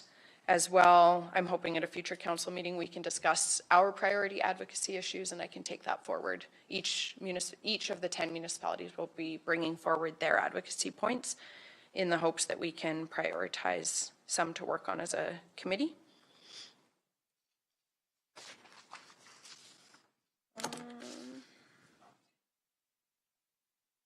As well, our WFCSS board held our committee meeting, and we have approved our budget. Within that budget, we are requesting some additional funds over and above the required matching funding for the provincial funds. That's circulated in your package under 4.1B. So the total amount is indicated. There is an additional ask from Wheatland County. The portion would be $33,000 and $323, in addition to the required contribution of the $55,000. So I will require council consideration. I would put a motion on the floor to approve the required funding in addition to the extra funding that the board is requesting. The basis for the request from the board is there was some significant IT expenses for the upcoming year. The computer systems need to be upgraded. And as well, we noticed a significant increase in our indirect program requests that we fund through grants in the municipality. It was identified to the board that there's a significant increase in mental health issues in the youth in the municipality, particularly around anxiety was mentioned. You will also see circulated in that package a breakdown of how the funding works for WFCSS, as well as on the reverse of that, the breakdown of the funding disbursement and where the focus and where the actual services are being delivered amongst the municipalities. Does anybody have any questions regarding the WFCSS, my motion? Yes.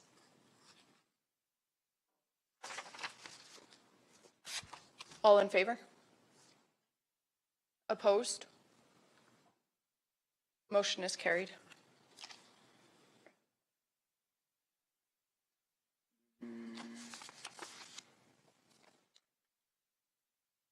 I would also like to bring forward for council's consideration ratification of 3 of my meetings. My attendance at the CSMI, I did attend a briefing with administration that morning, and then the meeting in the afternoon in Strathmore. That would be one day.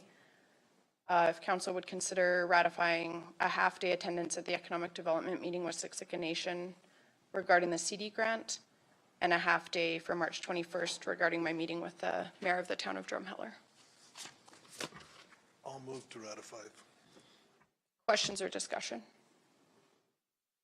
All in favor? Motion is carried. Does anybody have any other questions regarding my report?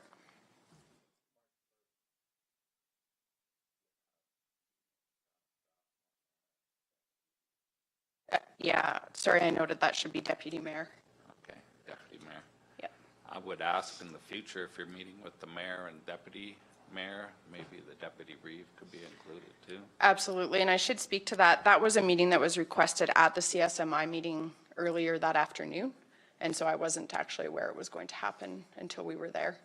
And Pat just asked if his deputy could sit in because he's just assumed that role, and so he's trying to give him some exposure to some of their council activities. So I apologize for that, Glenn. I absolutely would have let you know about it if I had known about it. And yes, you were away, or you would have absolutely been welcome at the CSMI as well. Are there any other questions or comments? With that, I'll move that my report as circulated be approved. All in favor? Motion is carried. Deputy Reeves' report. Yes, I got a report on the website there. The WRC meeting. There was a motion, there was a request for proposals made by this council last month. And there was an opinion garnered by the WRC that it was from municipal affairs that it could have been or should have been maybe the gist of it is maybe we should seek legal opinion if we're in conflict of interest bidding on 2 things. Anyway, there was some discussion made at the Wheatland Regional, and it was deemed that the Wheatland Regional is unable to submit a bid. Our mandate on our bylaws is we charge cost plus 5%, and the cost for our services to Spirit Carsland is basically labor. There's not much else, it's just labor. And we charge 5%. So if we can't put a bid in and say we're gonna do it for X and we make more money, what do? And if we put money less than, we have to subsidize it. So the board just said, no, we're not going to participate in the bid at all. So that was the rationale for it. It's just contrary to the bylaws of the corporation that we participate.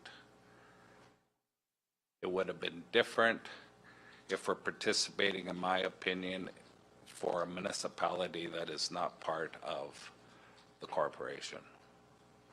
That would be a different discussion, but Wheatland County is a member of the water. So that was the rationale, in my mind anyway.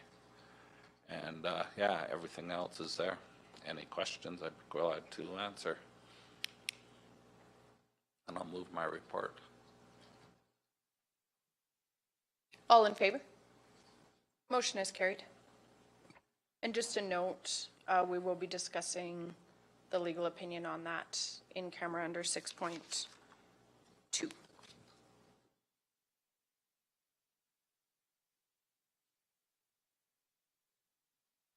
Division 1 report.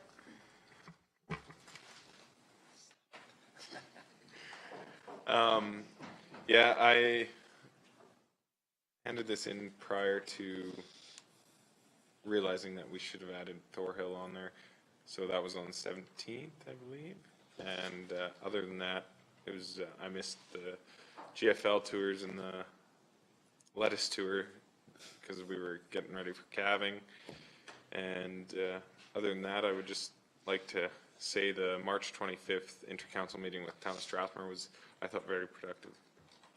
So I thought we covered some issues that needed to be covered.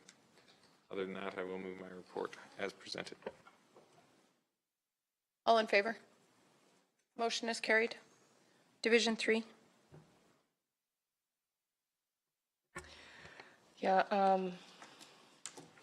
I didn't get to the tours either. But I do want to speak, I want to let you guys in, or inform you on what's kind of happening with Carsland, and it's moving quite fast. So it was brought to my attention end of January, after Christmas sometime, that there's a feral cat problem in Carsland.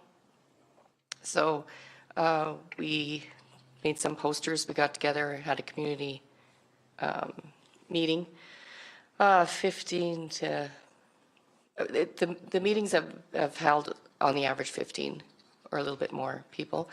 So we've, now we've contacted Alberta Spay and Neuter Task Force.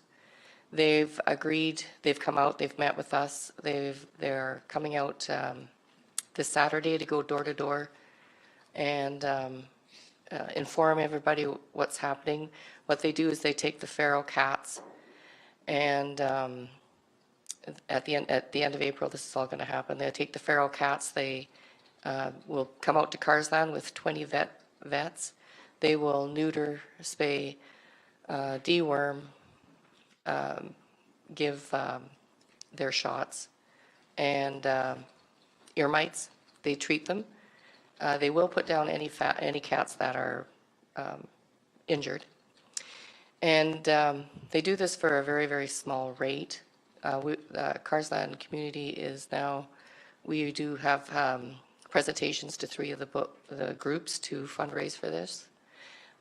We start that this week. And yeah, it's a good program. Everybody's happy. The feral cats, because if you get rid of all the feral cats, new ones will just come in. And so what they do is they go around, they wherever they're caught, they will tag them, fix them, and then bring them back to the same location. We can, they can tell if they're any of them are friendly, they will try to rehome. If any of them, they have a barn program. If people want them, farmers want them fixed, and they still want them for their farms, they can take them to farms. So it's a really good program. They've never done it at a village. They've always worked with First Nations. So this will be the first village or hamlet that they've actually tried this on. Thank you. I move my report as read.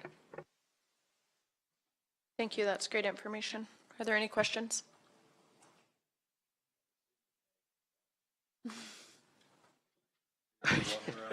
Actually, what they do so that we know that they've, after they bring them back to the wild, they'll actually clip their ear a little bit. So you can see at a glance that was a feral cat that was through the program.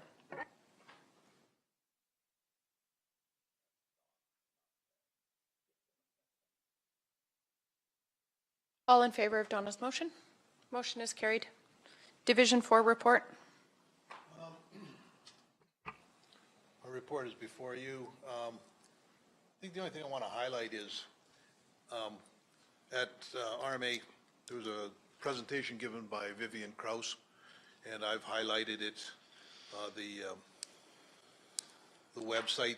It's absolutely amazing, very eye-opening. It's almost seems like a conspiracy theory, but the more you delve into it, the more it makes sense. So I don't know how we get that information out to people, because people just assume that these environmentalists are all in it to save the nature, and they don't, you know, and some of them are, but I think some of them they turn a blind eye when they on where their funding is coming from. So yeah, so get a chance to look at that presentation. It's well worth your time. And Only if you that- want to get mad. Don't read it otherwise. And with that, I will move my report. Any questions? All in favor? Motion is carried. Division 5.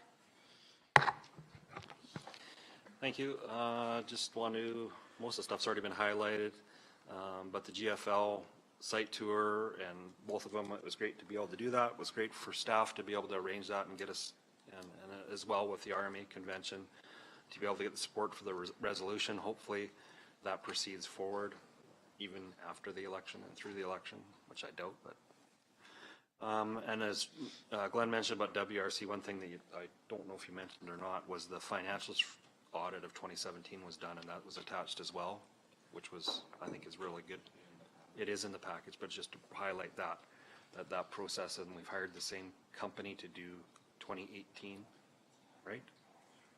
2019, 3 more years, so that's good progress there. So, and then with that, I will move my report as read. Yeah, the idea was they do 217 and 218 because they have the foundation, and then 2 years of this budget and next budget, and it should be tendered out for the next one. That's correct. You moved your report. I moved, yes. Any other questions or comments? All in favor? Motion is carried. Division 7 report. I'm hoping it's in front of you because it's not in front of It me sure and I don't is. have my paper copy. Right there. There you go. My computer's fighting with me all morning this morning. But anyways, it's there. If there's any questions, I'll answer them. If not, I'll move my report. Any questions? All in favor? Motion is carried. CAO report. Good morning, Alan. Good morning, Madam Chair. So my report is there. The only one thing I wanted to add was that we're tentatively working on having an orientation at the Blackfoot Crossing on May 22nd with Siksika representatives doing an orientation with us. There's going to be some representatives from potentially WID and a couple other organizations as well. And once I get that confirmed exactly, then I'll send that calendar invitation. But tentatively, it's May 22nd. So other than that, my report's there. If there's any questions, Madam Chair, I can address those. Does anybody have any questions regarding the CAO report? Scott? Just to what you mentioned there about Blackfoot, is that all council and their council kind of thing, or what is that? All of this council, and it would be 2 representatives from Siksika putting on some information about their culture and that. A tour of the Blackfoot Crossing. I talked to David McAllister from WID this morning, and he's been extended an invitation as well as a couple other organizations. So it would be a fairly, probably 4 or 5 hour presentation. So, yeah. Any other questions? A motion to accept the report as information? And all in favor of Ben's motion? Motion is carried. The Community Services report. Madam Chair, the Community Services report is attached. It's with great sadness that I say this may be my last Community Services report because our new director of that department will be, or general manager of that department will start on Monday, April 8th. So the report is there. If there's any questions, I may be able to answer those for you. Does anybody have any questions? If not, a motion to accept the report as information. Donna's made the motion. All in favor? Motion is carried. There's an update regarding the Glacian Playground equipment. Thank you, Madam Chair. I'd asked Dave Rhymes, who's here in the audience, to prepare an update and also let the community members that participated in the Glacian open house discussion last year in regards to playground equipment, update them as well. So Dave's put together this request for decision for just for information for council, and I understand there was some concern with a couple things. I know that there was originally a spinner device, I think that's what it's called, is that correct? A spinner device that was planned for the playground. Unfortunately, it came in over budget, so we removed the spinner. Under my direction, Dave removed the spinner from the budget. We still have 8,000 left, Dave, is that more or less 8,000 left in the budget? So we're a little short on expending that budget, but the spinner is 25,000 to get that installed. So that would require, if council wanted to put the spinner back in, it would require an additional 17,000. We do have reserve money in a recreation reserve where it could come from, or could come out of general revenue, whatever council decides. So Dave can speak more to the process that they went through and the request for proposals, because I didn't go through them. He just basically had done a great job, I think, of reviewing those, received quite a few as well. So that's kind of what I wanted to elaborate it to start with anyway. So I'll leave that for questions now. I did hear from a couple of ratepayers, the number one thing that they expressed was gratitude to council for the provision of the replacement of the playground equipment, and they're really excited about it. There were a couple of concerns. I received an email representing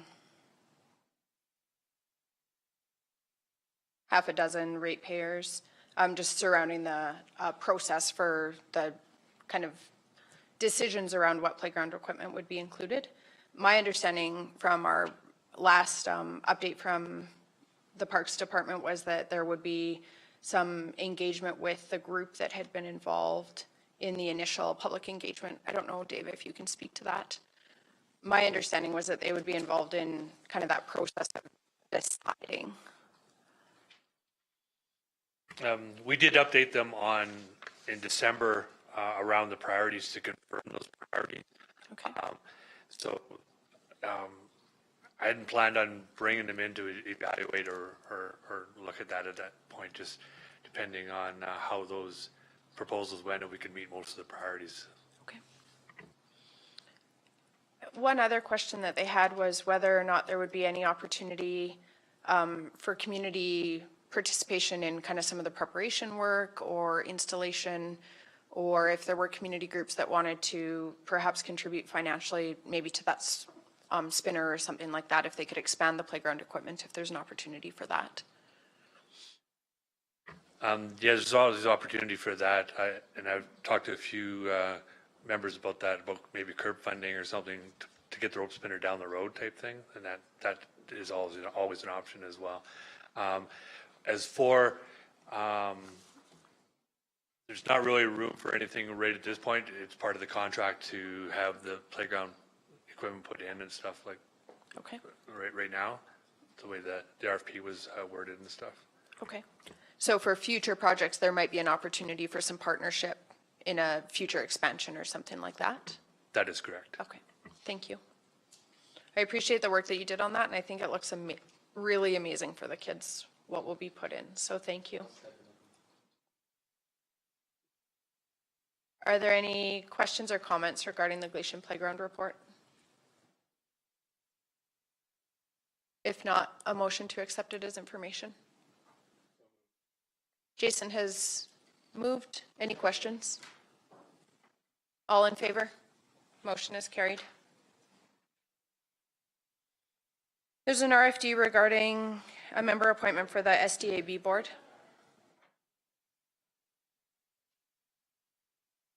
So subsequent to our advertising, I believe, and I was away, so I apologize if I don't know all the information, but my colleague, Mr. Henderson, may be able to help me out if there's any questions.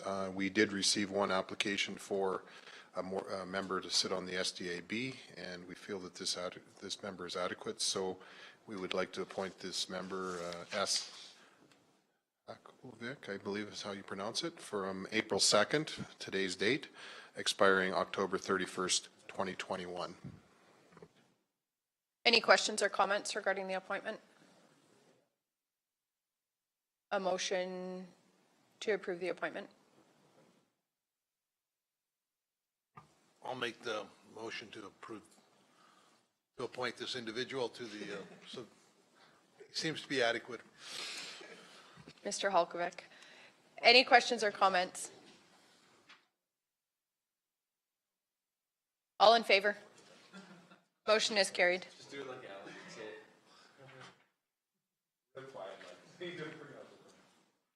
Good morning, Brian.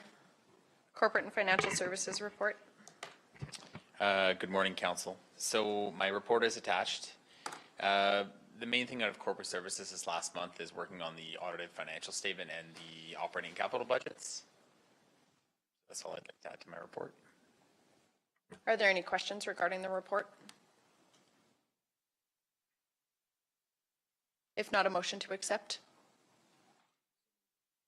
Scott has moved. All in favor? Motion carried. Further, there's an RFD regarding borrowing bylaw 2019-07. Yes, so in the agenda package, borrowing bylaw 2019-07. So after first reading, we're required to advertise this bylaw for borrowing. So we did that.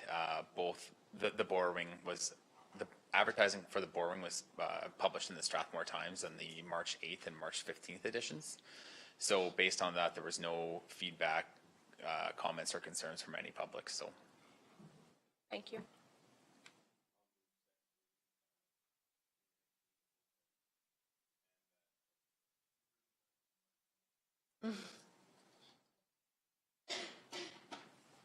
I'll move that council move second reading to bylaw 2019. Jason has moved. Any questions or comments? All in favor? Motion is carried.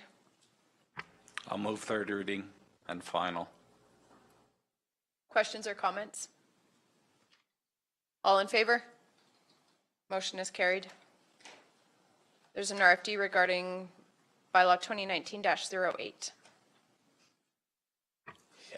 Yes, so 2019-08 is the lending bylaw. So we borrow the funds to lend out to the Hazara seed cleaning plant. So this is kind of the second portion. So the bylaws are very similar. The requirements are similar for the advertisement. So the advertisement was also put out in the March 8th and March 15th. And again, there was no comments or concerns received from the public. Any questions or comments? A motion to approve? I move the second reading on bylaw 2019-08. All in favor? Motion is carried. A motion for third? Ben has moved. Any questions or comments? All in favor? Motion is carried. Thank you, Brian.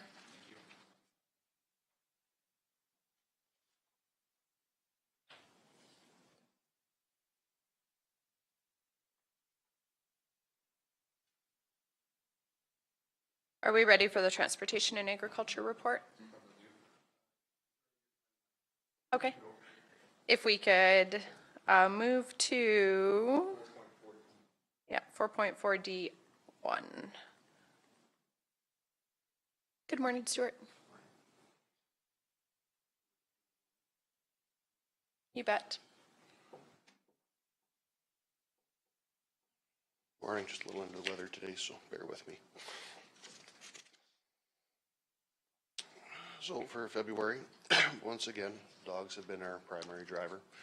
We've been having a few more aggressive animals located in the Gleason area, and those are actually coming from residents right now rather than from coming across the tracks. So we've been creating a few more files on that one.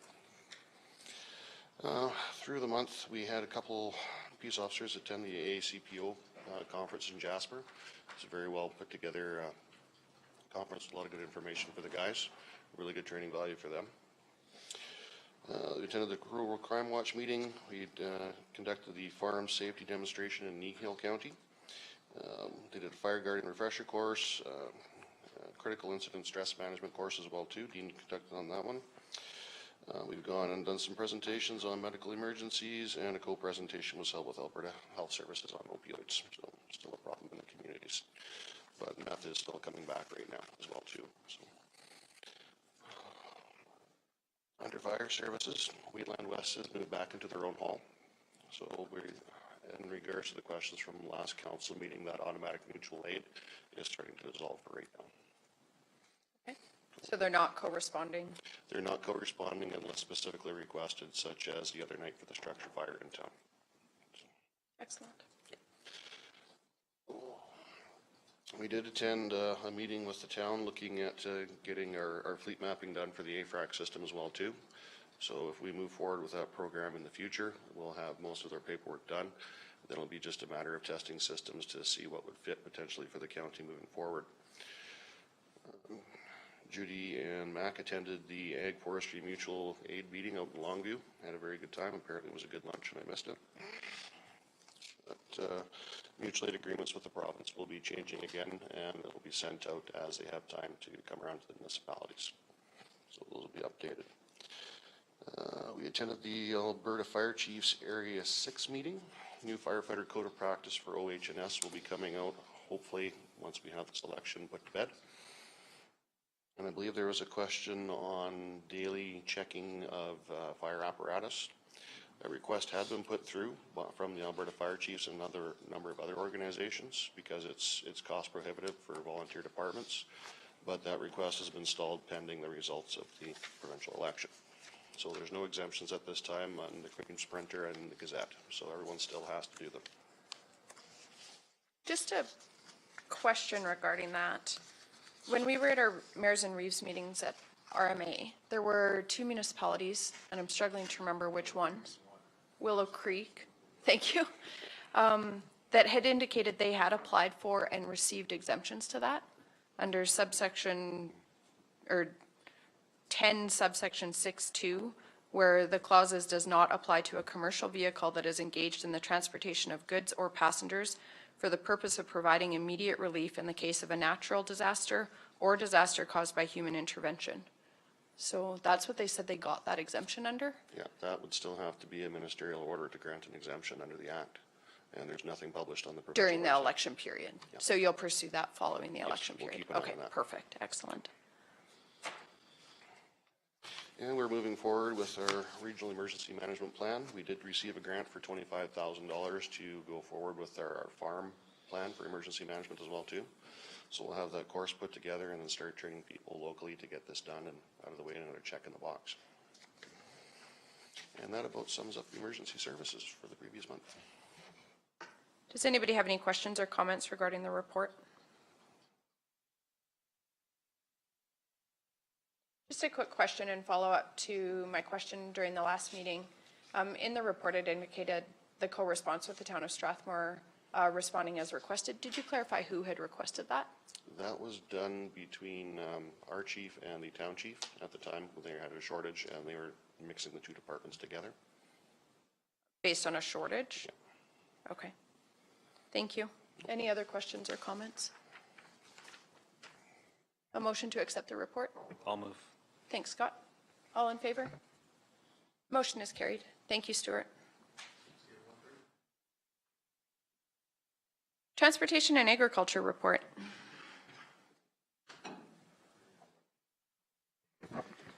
Morning, Council.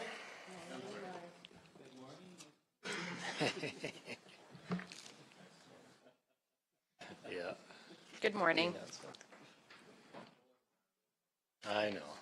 Starting out already. Okay, we'll start off with the GM report for Transportation and Ag. You can see the report in front of you there. Any questions, I'm able to answer them. Just one or two highlights. We actually did have quite a bit of waterline freezing in Speargrass and Gleason this year, more than we've really seen since that community was initiated there. So interesting, very interesting places we've seen. And we do have a new system right now where we're looking at different equipment. We actually have our own in-house developed system for steaming these lines that works pretty effectively, but we're looking at other options for next year just to make sure we can keep up with them. But yeah, just kind of a item of note there for the last month here. Any other questions or comments regarding the report? Hi, Mike. Hey. We was at the RMA conference and then trade show there. They had an outfit there, I've never seen it before, that can insert a plastic liner inside a culvert. They heat it up, pull it through, cap the ends and blow it up with air, and it puts a positive seal on the smaller culverts. But on the larger ones, they can spray up whatever it is they spray, and it turns into a plastic liner. I was thinking on that, we went through that one in Rocky Ford, we had to dig up all that mountain of dirt. And I'm thinking there's another one on that road, can't be far behind, and it's probably gonna have a higher mountain of dirt.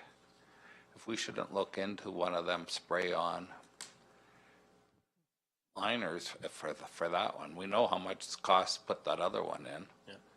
Maybe it would be a good thing to look into. And be darned if I know where I put that stupid folder.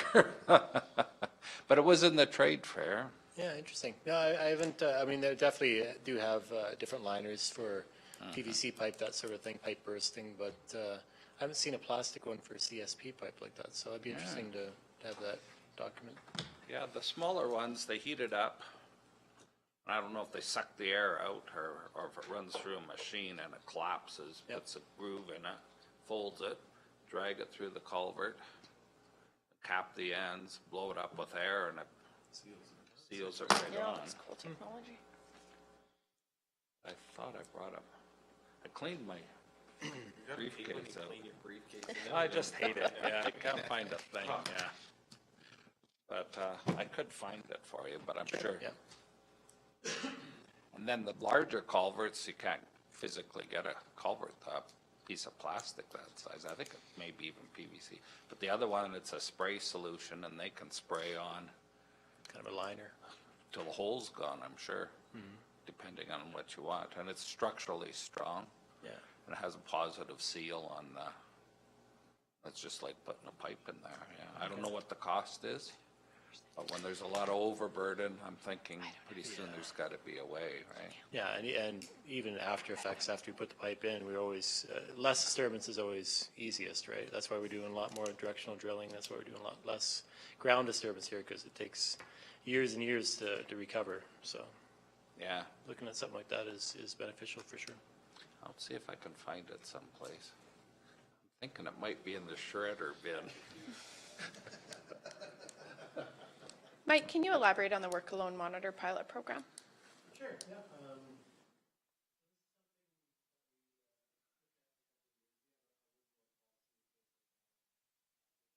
Effectively for a lot of our staff, but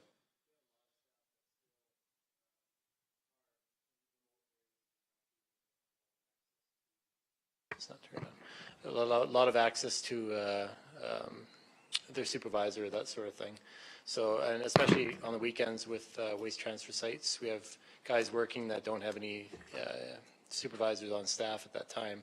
So we looked at kind of a method of having them have some safety and able to contact people if there's an emergency. So this is a program that we looked at. There's actually two different methods. We bought a couple monitors, little handheld monitors. Really, we bought those for the less technology adept folks out there, like the transfer site guys who don't have cell phones, some of them. So this is basically a handheld radio type thing, and it'll have a check-in every 2 hours. You're required to check in either through acknowledgement button or so basically if that isn't checked in after 2 hours, then it goes through a method of calling supervisors and then ultimately up to RCMP if need be for response on that. And really it's there for safety of the operators. If we've had a couple instances where operators have had falls or that sort of thing. And if there was nobody around, they could be laying there for a long time. So that is the handheld ones. And then we also are piloting an app for cell phones. Our grader operators, a couple of them are using that right now and finding it really effective as far as being able to not only know where they are, but acknowledge that they're still okay. It's working pretty good. We're going to do a couple more of these, and then if the end result comes out good, then we'll start the rest of the work on staff. Mike, what's the cost of that? I want to say approximately 300 to 400 for the monitors, and then a little bit less than that for a yearly subscription for the app.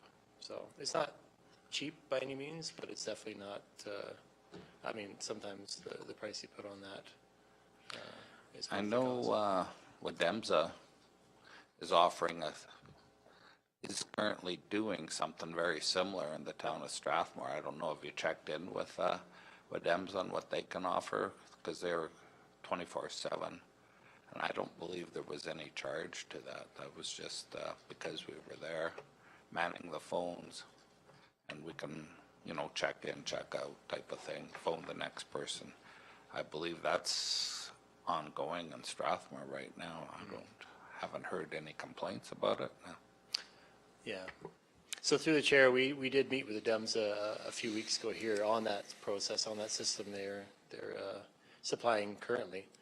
Lots of good benefits for sure on that.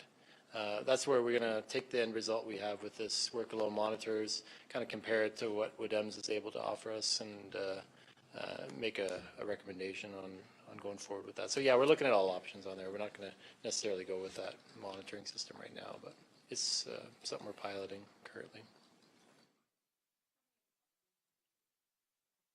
How many of the monitors did you say you've bought for the pilot project? Just out of curiosity. I believe, I think we've bought 2 monitors and 2 apps. Thank you.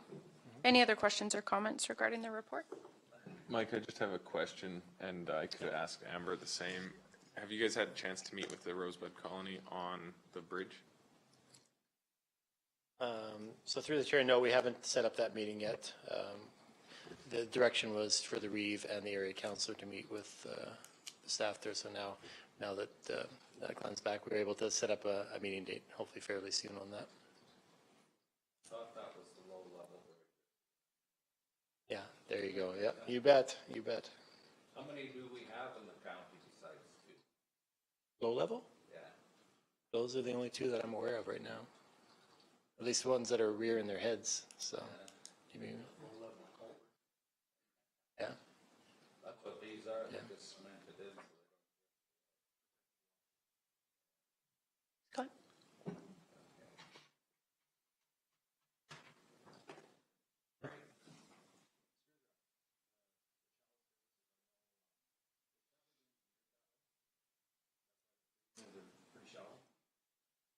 No, through the chair, those are an issue we had. They're primarily in phase 1 and 2, the southern ends of Speargrass, and they were a deficiency from the developer 15 years ago. When we first were aware of this, when they started freezing late, I guess like 2008, 2009, we did go with legal and see if there was any way of recovering, pulling back the former developer and having them rectify this. So basically, you require approximately 10 feet or 8 to 10 feet of cover on these pipes, or 3 meters of cover is a standard to ensure that the water lines don't freeze. These, from what we can see when we've excavated a few of them, they're constructed around the 2 meter mark, so quite a bit shallower than they are required to be. A lot of the services in that area.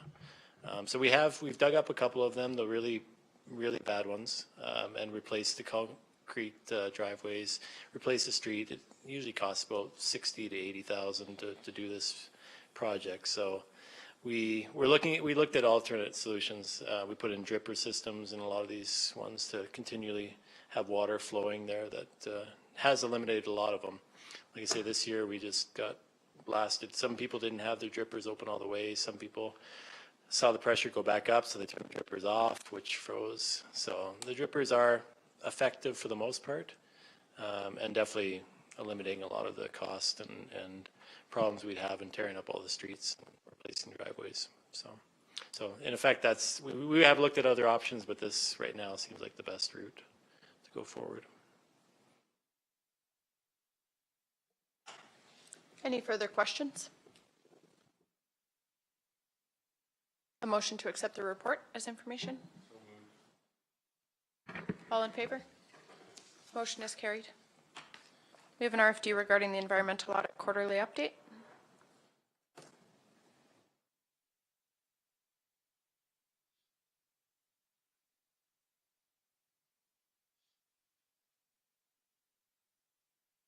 Anybody have any questions regarding it?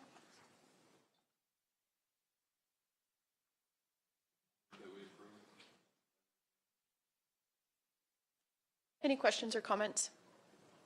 All in favor? Motion is carried. There's information regarding the High Eagle campground erosion.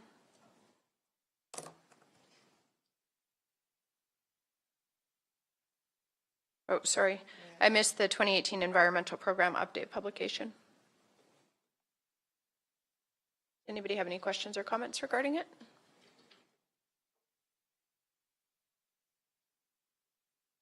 If not, a motion to approve.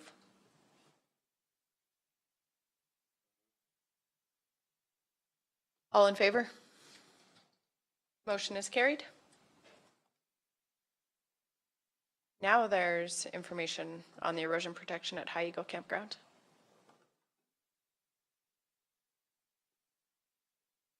Anybody have any questions?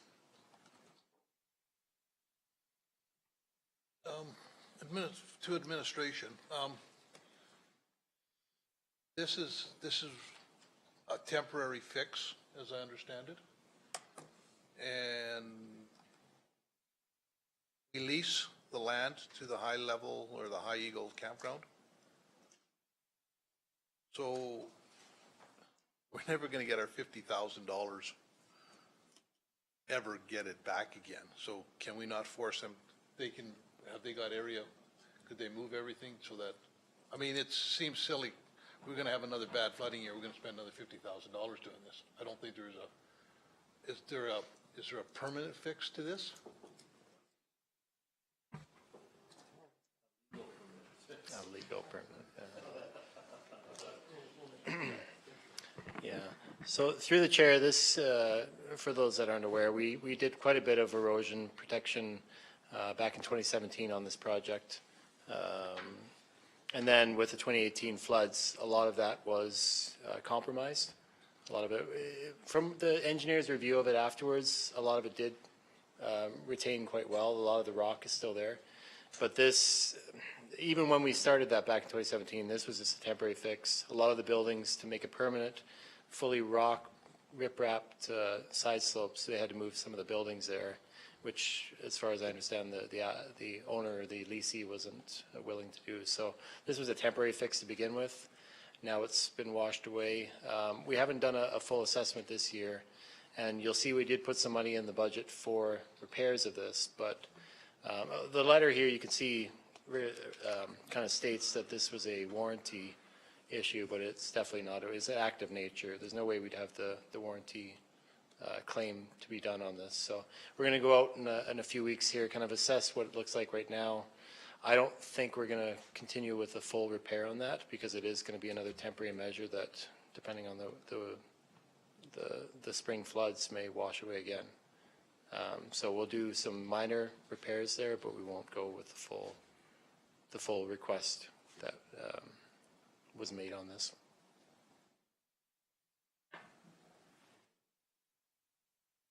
Any other questions or comments regarding the report? Sorry, Yep. just continuing, just how much money, what is the lease like? How much lease money do we get from this High Eagle RV park yearly? Do we know that?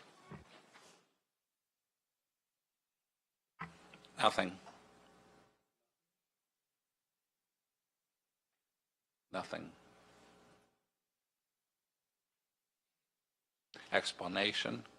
This park it belonged to Alberta Parks and Recreation. It was a campground way back when they were building campgrounds. Alberta divested themselves of, I don't know how many of these campgrounds years ago.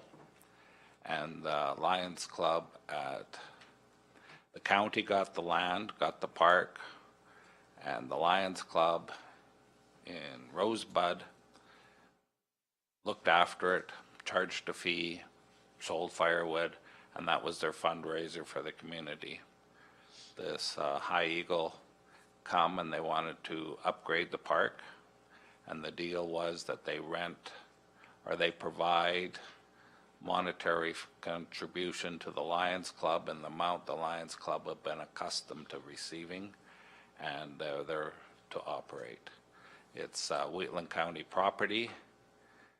The only thing that Wheatland County can do with the property is have a campground on it. As soon as we try and do something else, the province takes it back over again, is my understanding of it. But I don't believe we get any money from it. The money goes to the hamlet of Rosebud's Lions Club to disperse in the community as they see fit. Any questions on that?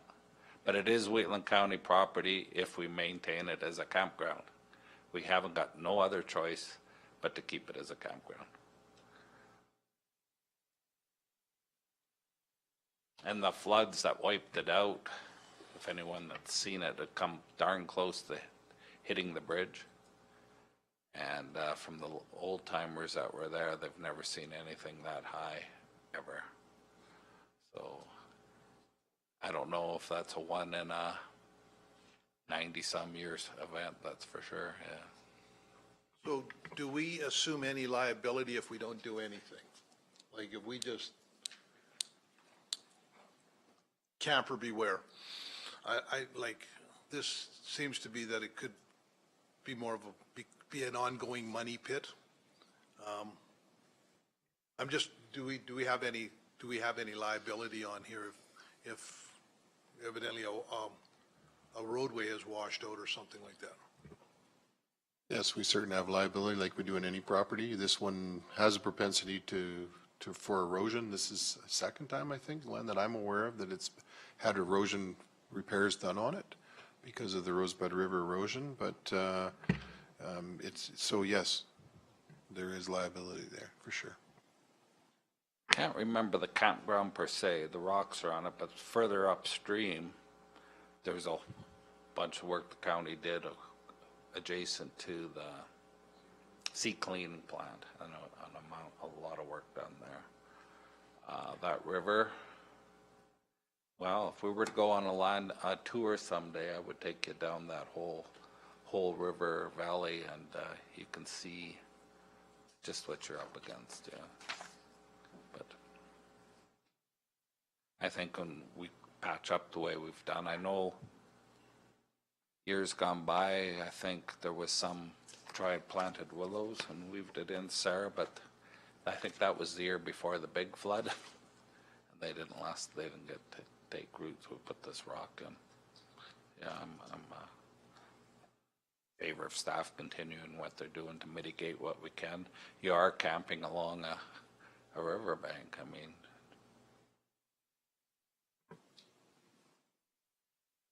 Any further questions or comments? We have had to close that campground in the past. Certainly last year when the flooding, or the other year when the flooding was on, it was closed, and I think it's been closed a couple times in the past too because of concerns with that erosion. So if in the future we need to do that, we'll do that. So, but yeah, it's just the propensity because you're beside the river, and rivers change, and Mother Nature always wins, even though we think we can have smart Mother Nature. Maybe we'll do it temporarily. So. We could put in fencing there, which would help mitigate the issue, but I think we would get some complaints from some of the campers because they like to walk along that edge and go down along the river, but I don't know what the area councilor would think of that. Question to Glenn, in the contract that the High Eagle has, whatever his name is Does he have is he committed to doing a certain number of renovations or improvements on that site too, per year? I think in the past, property tax, if he puts that much of improvements into the land, the county's been allowing that, no different than the campground on Eagle Lake, because they are both on county property, and if they do capital improvements, then the county says, good, thank you, and we'll take the improvement, and we won't charge you tax, or refund that amount of tax, I guess. So annually, council makes that motion, and you just made one here not that long ago. I can't remember which one it was for, and that's what that entails. That is that the leaseholder is bound to do certain improvements on there if he wants a break on his. If he wants to get a reimbursement on a portion or all of the taxes, yes. That agreement's been in place, I think, for almost 20 years now for both of those. So it's been a long-standing agreement that's been in place. I don't know if there was an agreement before that. I think that was the first agreement about 20 years ago.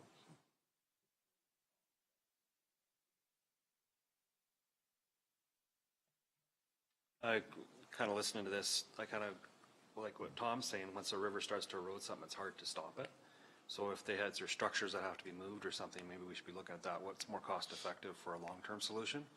Because if it happens again in 2 years, you're just going to wash money literally down the river. And I don't want to see that happen. If we can do something that stops it, if we can modify or get it changed into a better plan, I'd rather see that. Maybe helpful for council, we could get the Lions Club to come in and speak, and as well as maybe the wives of the operator come in and speak to council. No offense to Ed, but just to kind of explain a little bit how it operates, if that's what you'd like to do that, I'm sure they would be more than willing to come in and speak to council about what their perspective of it is, so you get a little bit better. But you're right, I mean, you're 100% right. It's going to continue to erode, so you almost put good money after bad by doing too much work there, so.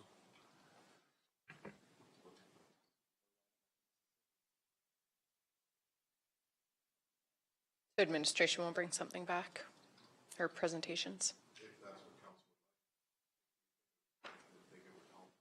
Council's wishes. I don't know, for me, it's not necessary. The only infrastructure that's there is a little shed there. I don't know exactly what the purpose is.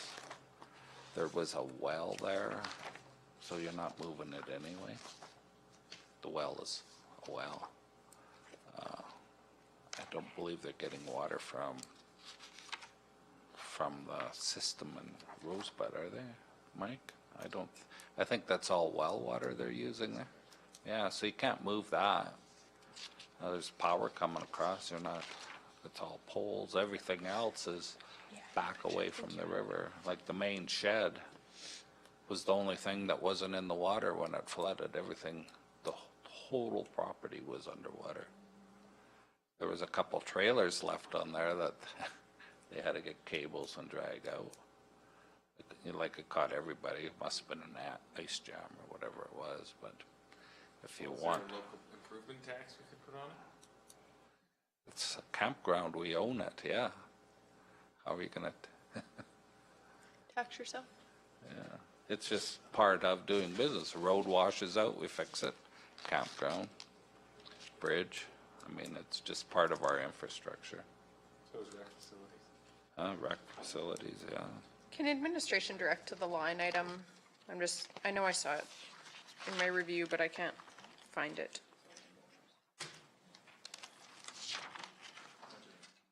Yeah.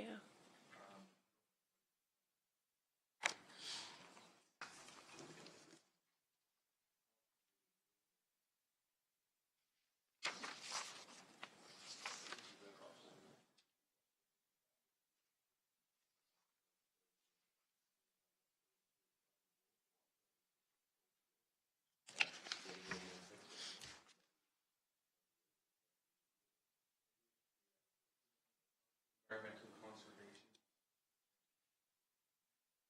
Council's wishes regarding this report.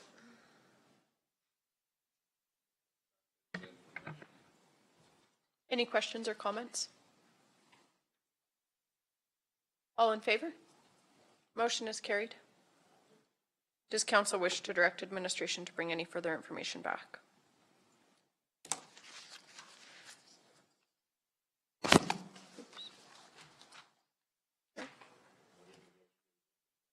I don't know, there was just discussion regarding it, so I just wanted to confirm.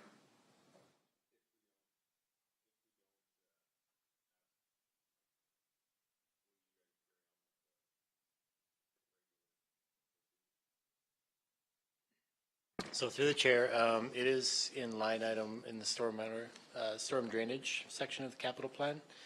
We had a quote of 50-some thousand to do a repair on this from the original contractor. So like I say, we are going to go out and do an assessment of feasibility and really what end result we're going to have here, how long-standing this repair is going to be. Because same thing, I don't want to put good money after bad, and if it ends up being minimal improvement on there, we will do minimal repairs on that. Thank you. I didn't actually pull it, but I remember Like seeing for it my, under stormwater. for my peace of mind, once administration's looked at it, I would like this to come back to council, because I think we have to explore about turning this back to the province. I mean, like, this is, and they're going to do whatever they're going to do, but we've evidently assumed something that is, we've been sold a bill of goods, basically. So I don't think, I'm not comfortable spending any money on something that is privately run.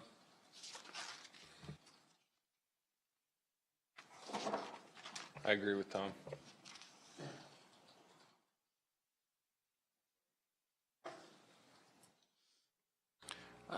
If this continues to wash, it's going to threaten the bridge on the highway there. If this continues to wash, goes further downstream, it's going to threaten the integrity of the bridge, or? No, Fallon. There we go. So this is the current location right now. You can see the campground. So we have Rosebud River here, and we have Severn Creek. And the actual washout, we did repairs, erosion protection along this bank here, and along this bank, I believe, here. This bank right here is the one that washed out. We had very minimal washing along the Rosebud last year, from what I'm aware. The repairs are going to be on the Severn Creek area here. You can see the roads, the highway, and the bridge are a substantial distance away from any washout right now. So there's no risk of compromising.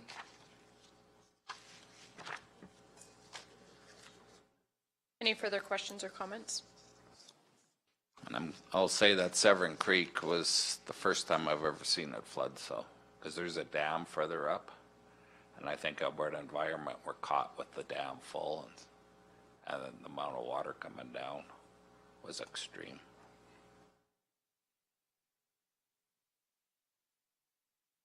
The line item is 6-40-00-6610-05, erosion protection, High Eagle. Amended budget April 2nd, 2019 for $50,000. Just for reference.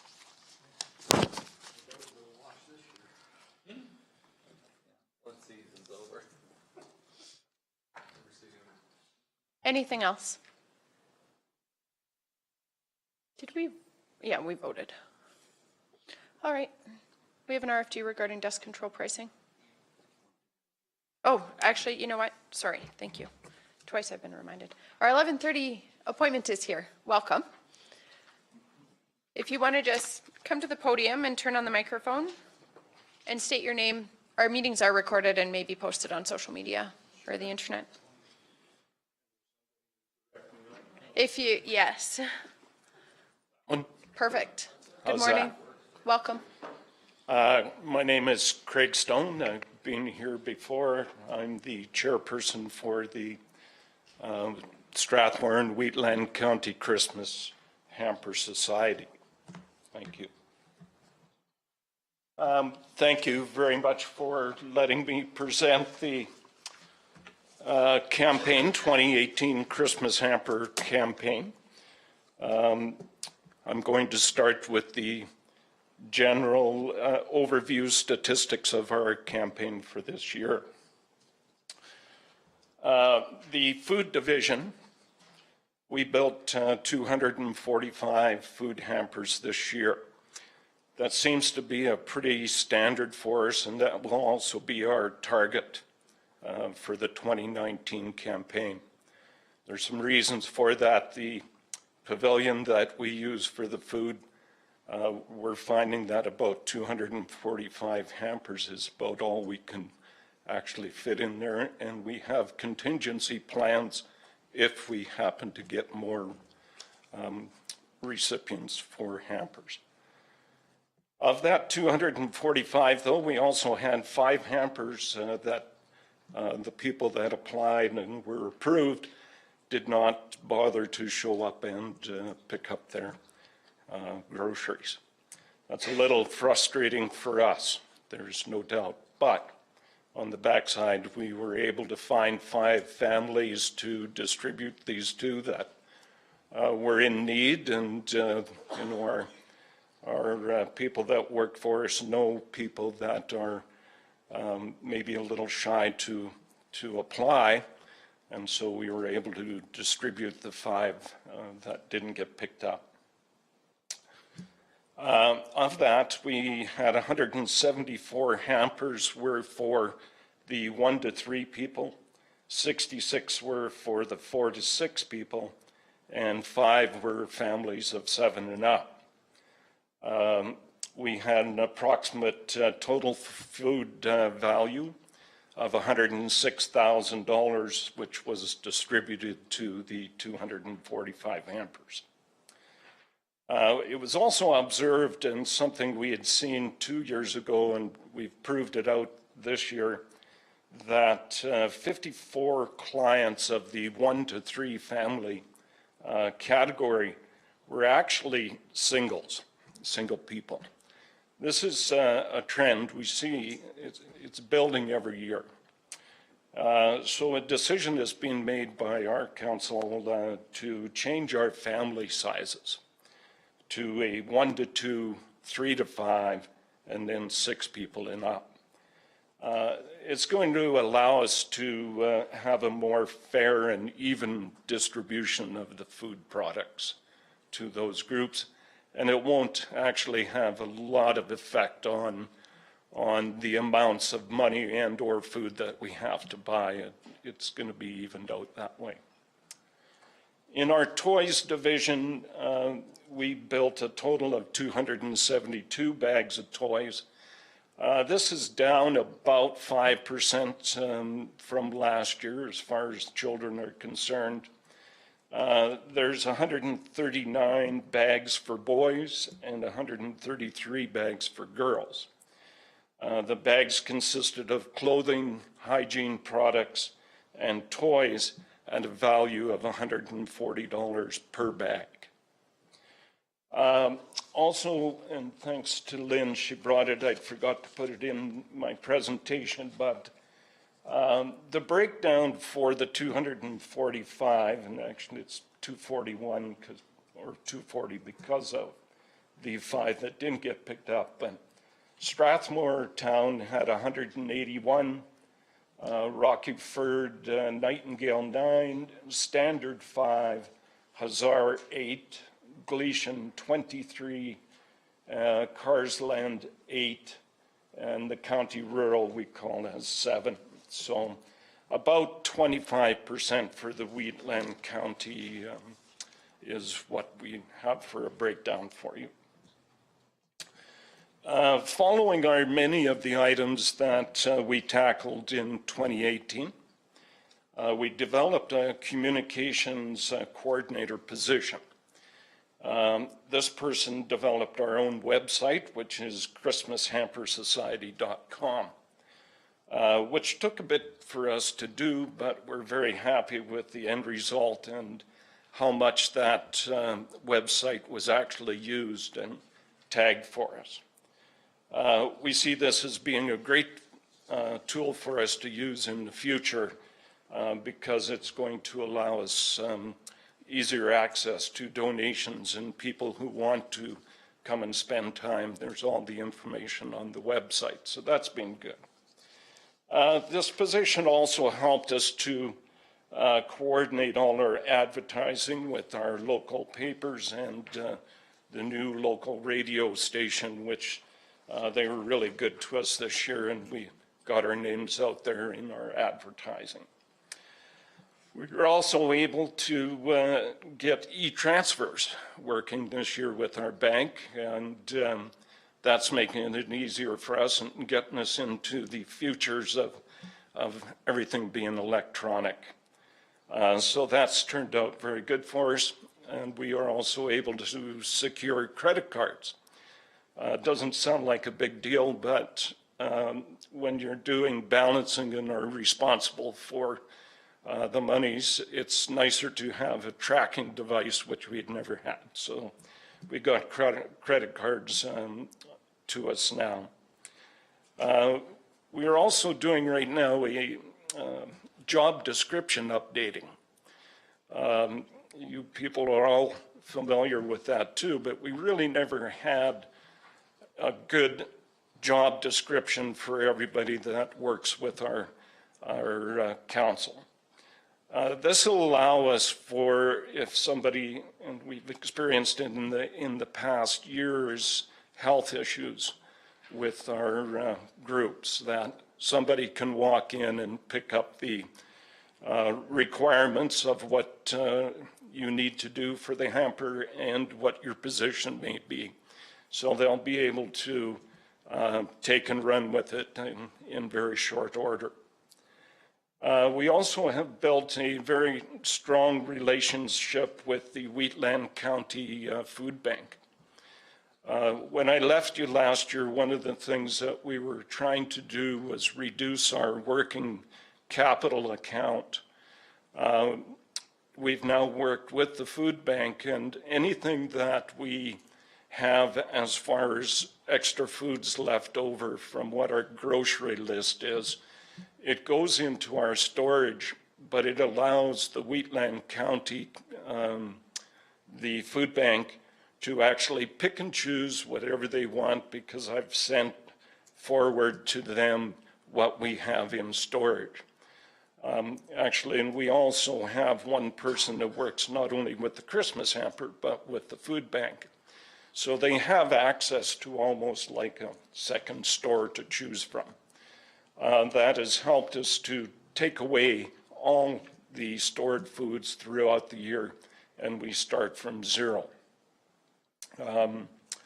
One of the other things we tried doing this year is, and you might be familiar with the $5 and $10 bags that when you go to the grocery store, it makes it easy for people just to purchase a 5 or a 10.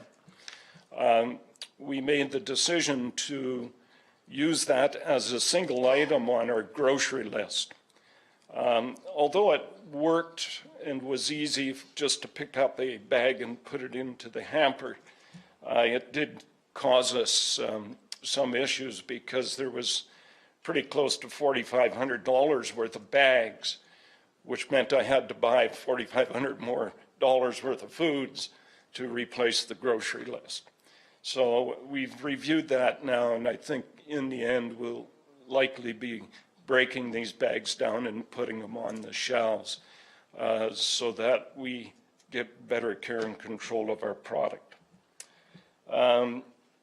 We'll also be adding some more value-added items. Last year we put into our grocery list hamburger, ground beef, and that's been a great success for us. But also now we're looking at adding things like the ketchup and mustards, relishes, so that if you've got ground beef, you've also got something to mix it up with. Taking out things like Jell-O. Not a lot of value in Jell-O, other than if you don't have teeth. So with the changes this year, our Sobeys grocery bill, $57,000 we bought at a Sobeys. That's approximately $18,000 more than it was for the past 2 years. I can't say enough about Sobeys, and especially Mr. Kennedy. He's a terrific person to work with, and the amount that he gave us off that 57 got us out of a little bit of financial difficulties that we were looking at and trying to figure out how we were going to pay for all this. But, you know, it still worked out. Neil Kennedy, terrific person to work with at Sobeys. So one of the objectives this year was to reduce that working capital, as I'd mentioned before, and also to build a better budget. And just for note, our 2018 campaign budget, we were looking at bringing it down to a cash and assets at $50,330, round numbers. Our current situation right now is we've reduced that even more down to $45,005. So I feel that that's been a success. But one of the things that I also started to look at and put a couple of our treasurer people and accountants working on was what happens not from what is our year end and our budgets being built on year end numbers, but to take a look at what happens from January 1st to the 31st of December, which is our essentially what I call our campaign year. So in doing that, we had an opening balance of 32,100 starting January 1st. When we do our cash outflows, it was 79,129, and our inflows, or cash inflows and other incomes, was 55,798. So at the end of the day, our closing balance on the 31st of December this year, we had just over $8,000 left in the bank. Now, looking at that, that just allows us enough money to pay our websites and our other outstanding bills that we have coming in after January 1st. So the exercise by going through this, that shows me that if we can continue to operate in this sense that we have between $5,000 and $8,000 left in the bank at December 31st, I'd be very happy with that to go forward with every year. One of the reasons I did this is, and it's the stuff that I've learned over the last 3 years that I've really been involved, is quite a bit of our donation, cash donations, actually start coming in January 1st and forward. And there's a reason for that, is because everybody's businesses they're taking a look at, they're going, oh, my tax year can allow to have something donated. So they're donating to the hamper for the 2018 campaign. They're donating to us in January, February, March. So by doing the exercise of our cash flow, it's made us realize that working on this year's budget, we need to take this information and build our budget accordingly. So in general, that's a lot of what I had to offer you people this morning.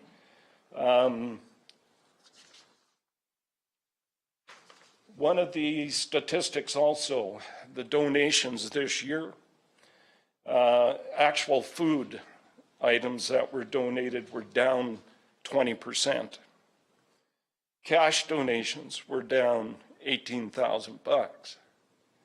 And our toys donation, which surprises us, went up 30%. If you do all the maths in there, we probably come out very close to even because of the toys. For some reason, everybody wanted to buy toys and give cash for toys this year. Our campaign dates have been set, and I can leave the sheet with Lynn over here so she can post it. But one of the major changes that we have to do this year because of the calendar year and some of the things that we put in place, so we always have at least 3 days before Christmas so we can enjoy it too, is we're going to be doing packing day on 3 consecutive days, not one Saturday. And that'll be December 16, 17, and 18. And we're going to try and do about 80 boxes or 80 recipients each one of those days. And we hope that it's going to work out, and I'm pretty sure it will, because we have a tremendous volunteer base that we can choose from, which is one of the things we're also going to create this year, we hope, is a volunteer coordinator, so that we can get people lined up and knowing that they're coming on certain days to us.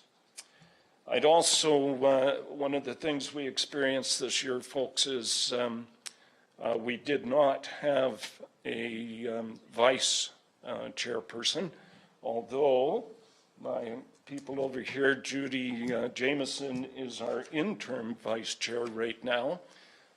We have an AGM that we're hoping that once she sees all the things that I'm doing, that she's going to continue in that seat. And of course, Jean Boothford over here, Jean Christmas is still our secretary. So our AGM is going to be on October the 17th. So if anybody here at council is interested in joining a terrific group and wants to be on the directors and or executive, I certainly would like to see you on the October 7th. That's all I had, other than if you have questions for me, I'll try and answer. If not, Jean can probably pick it up. Any questions for you? First off, Craig, thank you very much. Thanks to everybody. That's all the hard work that you guys do. It's greatly appreciated. I just want to add to a couple questions. I just want to clarify something in my mind. So I think I've got the numbers right, but just correct me if I'm wrong. Strathmore received 75% of the 240 hampers, or more or less, and Wheatland County as a whole was about 25%. Is that correct? That is correct. Yeah, according to these splits, yes. Okay, and I know that Wheatland County committed and has committed to this worthwhile project in the community for a number of years, and I believe we put forward $2,700 now. How much did the town of Strathmore put towards the Christmas hamper in 2018, please? What was your comment?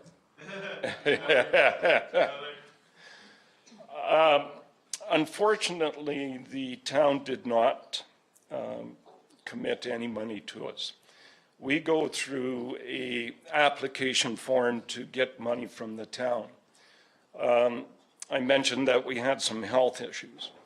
Because of the health issues, we either missed applying to the for the funding, or it got lost in the shuffle.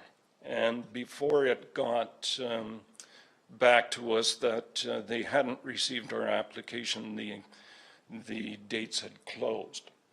I have addressed the issue with the mayor, but I have not had a response back. The funding, the program that we do fill out has been filled this year, and I do know it's in their hands, and I do know that they are looking at it and providing funding back to us this year. What my hopes might be is that they replace what we missed last year. But the answer is I got zero. So that's the answer. Thank you very much for that, Craig. Can I ask one thing, I guess, that the request for 2019 from the Christmas hamper from Wheatland County, if we could receive that as soon as possible, so that we can get that in the system. I know in the past, we've, because of the way our meetings line up and that, sometimes we've been kind of at the 11th hour getting our funds to you folks, and I'm sure council would agree that we'd like to get the request in and get that in our system so that we can get the cash out to you sooner rather than later. So that's all I would ask. It's always nicer, I mean, if I could have everybody up front, it'd be easier to build the budget. Again, I mentioned it last year, we're always seeming to be in a pay-it-forward situation, right? You never know quite how much you're going to be getting. And like this year, we were $18,000 down. Well, we did adjustments to our grocery lists and, you know, a few things to make the adjustments that way. But it is certainly a bit of a juggling game for us, so the sooner is certainly always the better for us. But thank you very much. And any further? I just have a comment to follow up on Alan's. I think it's really important for the town residents to know, I don't know who I'm talking to here. I don't know who I'm talking to here, but it's really important that for the town residents to know that the county of Wheatland, I'm not looking at anyone at the moment, the county of Wheatland is very involved and supports organizations like this when perhaps other municipalities are lacking in that sense. We want to thank you, Mr. Stone, for coming in and for the excellent information. It was really thorough and very helpful. Thank you, and thank you for the work that you... Anytime, and I sure like to see your shining faces on the 7th. Thank you for the work that you do in our community. I just want to say thanks as well, and from working with you personally, the organization is getting a lot smoother from our end, from the operations end, I noticed it. So it's working really good. Do you deliver on Saturdays? For the Christmas hamper, you will. It's not recorded, so, because that's one of our days. Thank you, Mr. Stone, and thank you for coming in. Do we want to do correspondence? Yes, a motion to accept the report. Scott has moved. All in favor? Motion is carried. Before we do correspondence, we do have a couple of remaining. Do we feel like we can do dust control rates? So there was a report presented with proposed pricing of $1.50 per linear foot for calcium chloride and $6 per linear foot for oiled dust abatement. Mike, did you want to speak to that? Sure, thanks. Through the chair, these are the same prices proposed last year, and we're receiving the same, the calcium is 2 cents more a liter this year than it was last year, but we're still within the realm here for these pricing. Any questions or comments? I'll approve the recommendation. All in favor? Motion is carried. There's an RFD regarding the updated policy for leasing of county property.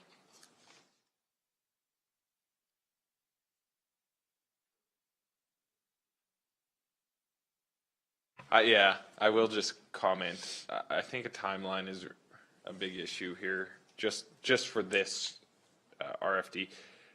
We have, I know the reason we changed it was the Clooney Hilltop. We should try to look at timelines. We have a very strong agriculture community, and I mean, it's pretty hard to plan seeding when you got a lease agreement coming out next week. We should have had this out at least the end of February. At least the end of February, because I've got farmers phoning, wondering what's going to happen, because they're planting acres, they're planting seed. They got to know this stuff. So that's what I would comment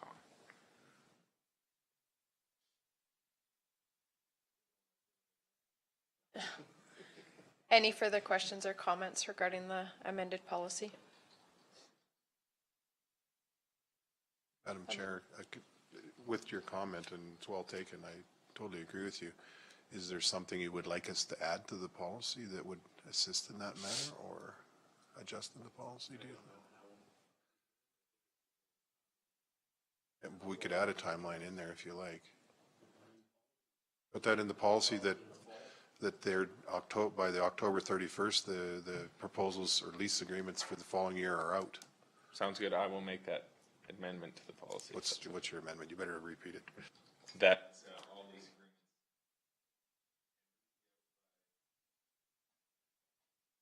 All lease agreement.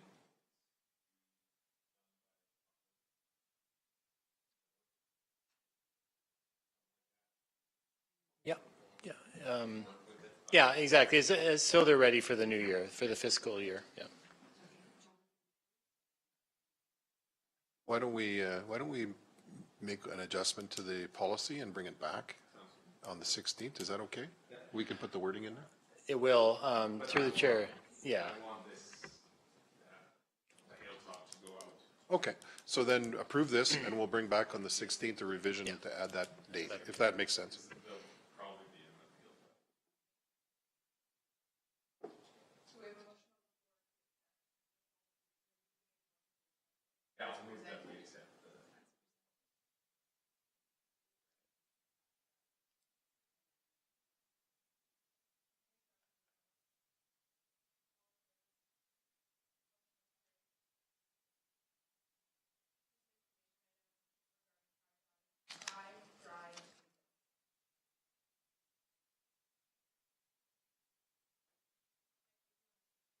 Sure, yeah.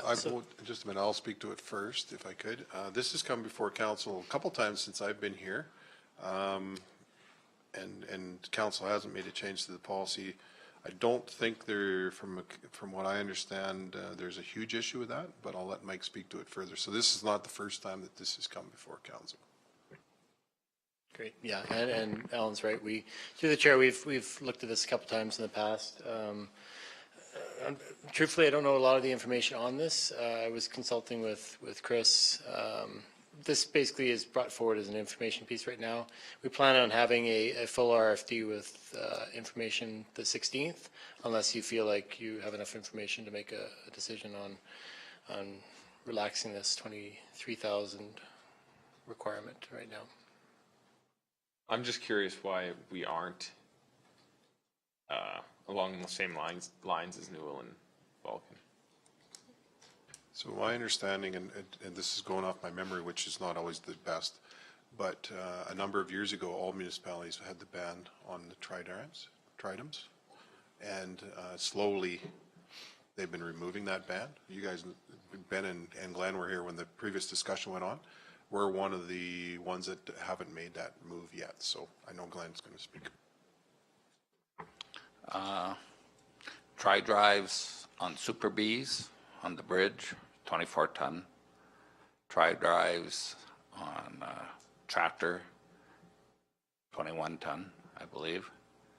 The reason at the time was the tri-drives on the bridge have a longer span than the tri-drives on the tractor, which condenses the weight. And the tri-drives, of course, are drivers on corners. And the shorter span is why, at the time, staff recommended a reduction in weight or hold to the weight that it was. And there was other presentations that went along with it, but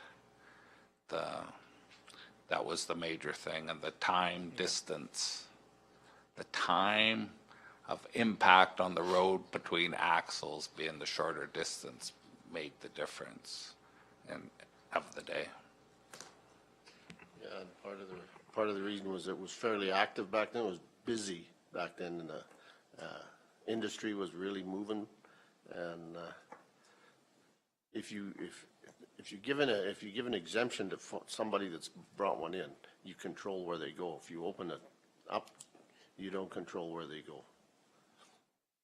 Then they got every road in the county they can use, and then you got to start looking at some of these other smaller roads that haven't been worked on. You got to start banning some of those roads to certain ones. So that was the other reason that it was left as a permitting. So we had some control of where they went. And this point of information, I think is it Ferris Gas, the outfit down there, they had their trucks specifically designed for the 21. They have Tridents driving liquid nitrogen around the county. And they had their trucks and trailers designed to match that 21 ton. And then the back trailers, if they were tridems, then they had the 24 ton on the back. And if they were tandems, of course, it would be 16 ton.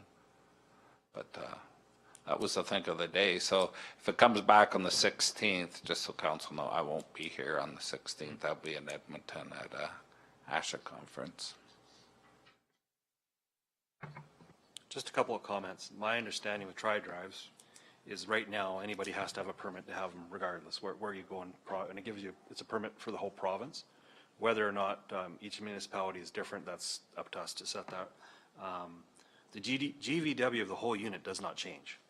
It just allows you more axles to carry the weight in a different area of the truck. So your axle limit doesn't change, it's just you have another axle that can carry that weight, which actually arguments are good and bad that way. The turning of it, I absolutely agree, they do rip up the roads. But there's hundreds of them on the road right now. There's more and more. It's because as fuel goes up, you want to haul the max weight you can all the time, because as soon as you start that truck, the fuel rate doesn't change with how much weight you haul, really. You just want, that's why it's all coming this way. That's why you're seeing double trailers down the highways. It's just fuel. And as the fuel goes up, you're going to see even more of this happen.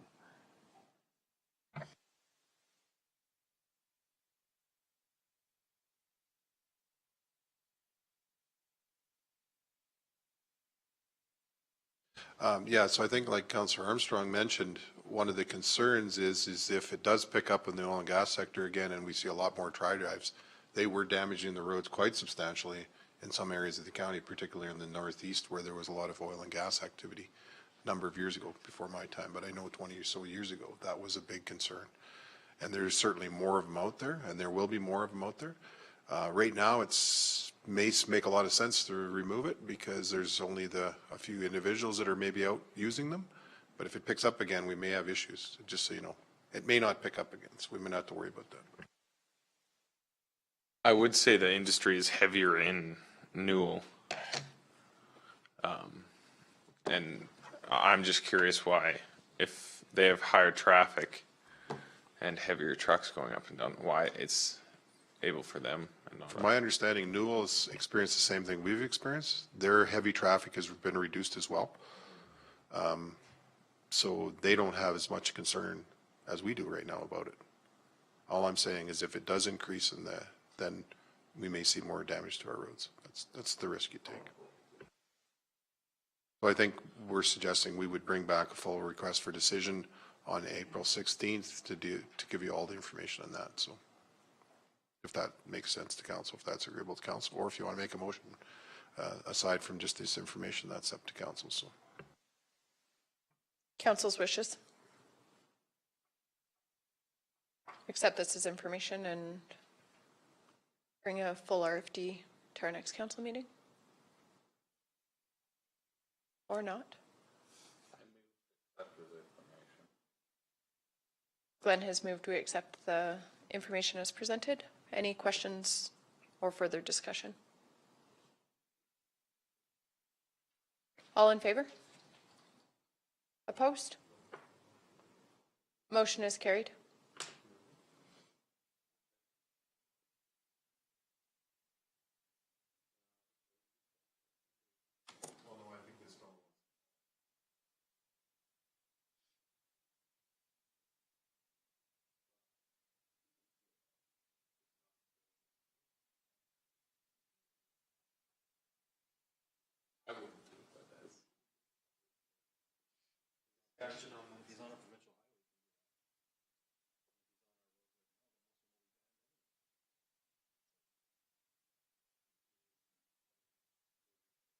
There's an RFD regarding the ASB building expansion.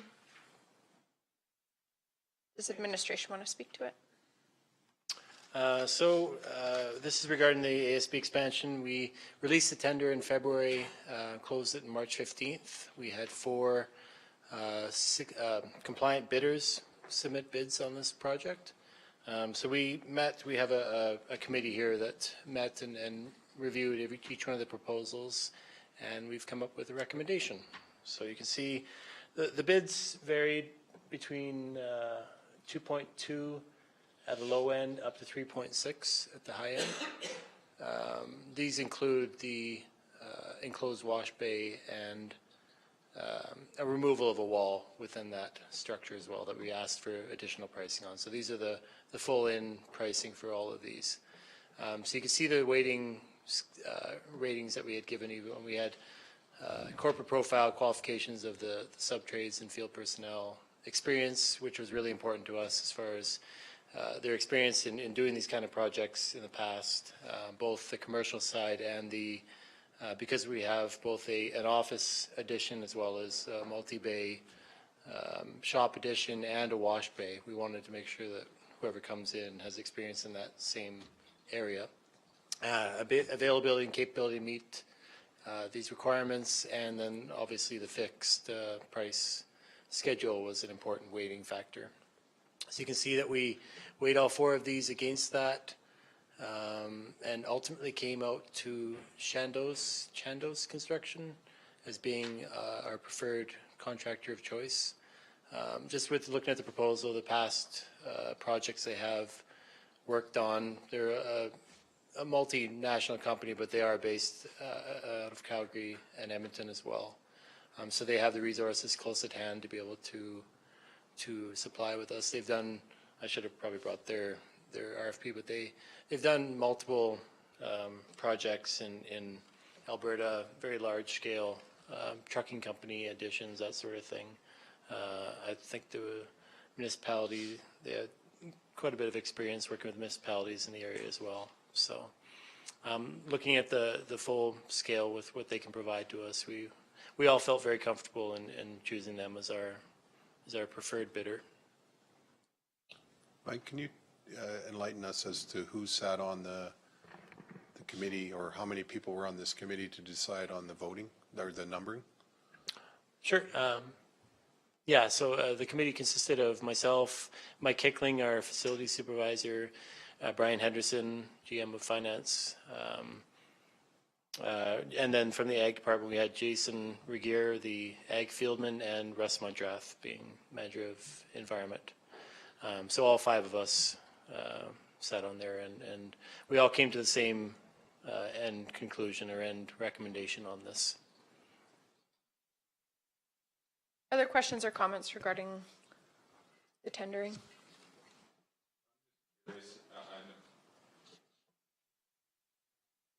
Yeah, they just don't like me. Nibs is local.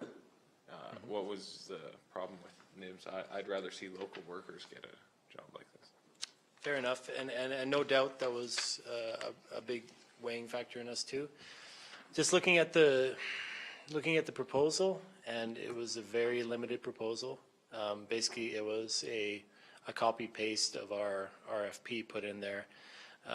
Looking at with Chandos and the detail they put into actually sourcing out these pricing, we're just not comfortable that that would be the end price on the nibs. I mean, yeah, they are low bid, but the end product we would get from that, we weren't comfortable that that number would stay there. I mean, it may be, but I don't know if there's been enough thought gone into that. That's what was our opinions of that. Yeah. I've just got a problem. We talked about $2 million for this project, and it's looking like it's going to be running 3.2. No, that's not correct. I want to correct you there. In the budget, it's always been 2.5 million.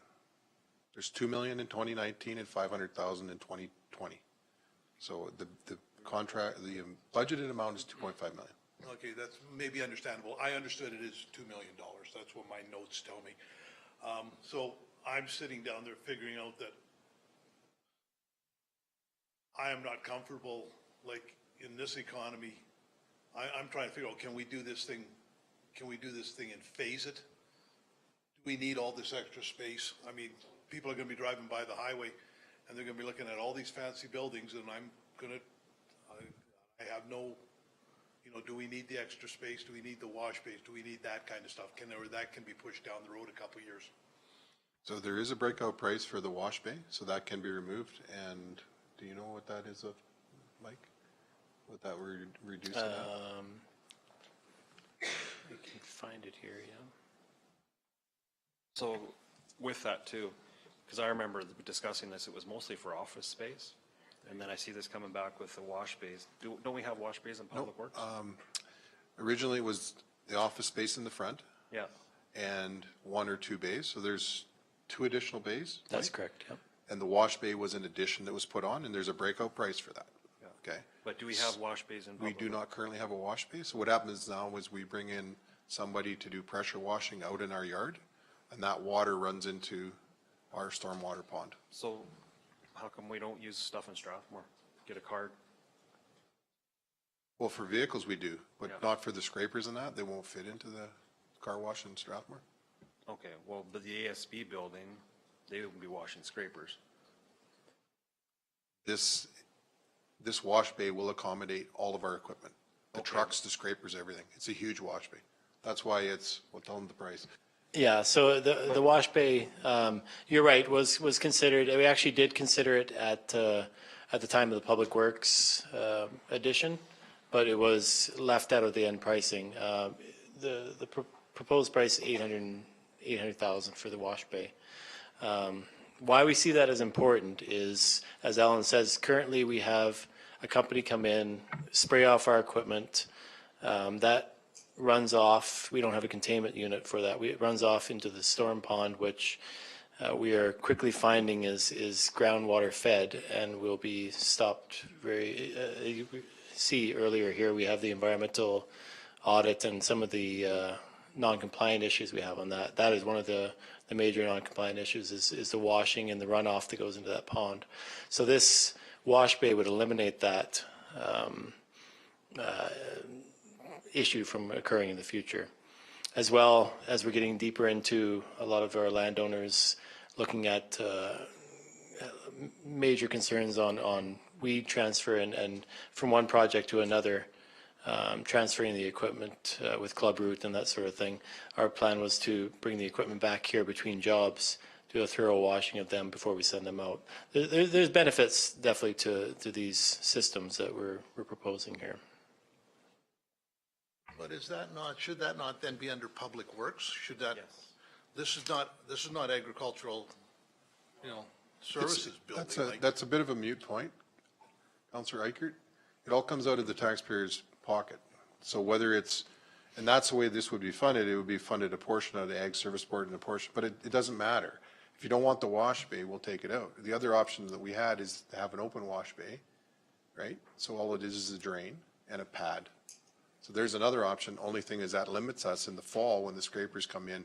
If they come in December, which sometimes they do, but most times they don't, that would limit us on what we could wash in the wintertime. So the small vehicles we were anticipating we could wash in here, but we could still wash those in Strathmore in the wintertime. That's not a problem. So that's another option. Yeah. This isn't the first time. This wash bay will have a sump. Correct.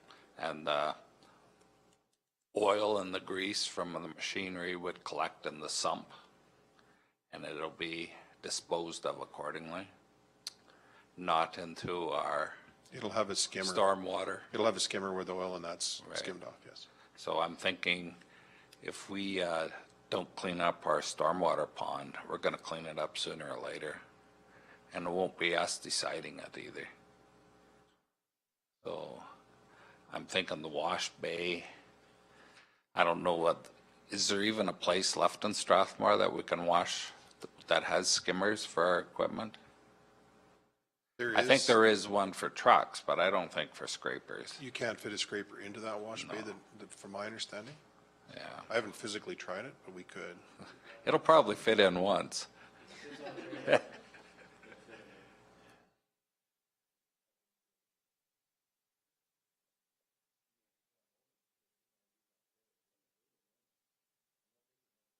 Put it in my pasture. Put it in my pasture.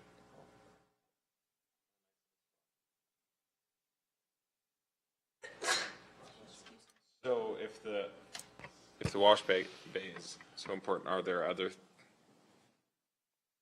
phases that could be done? Are there? That's the most logical one, is don't do the wash bay.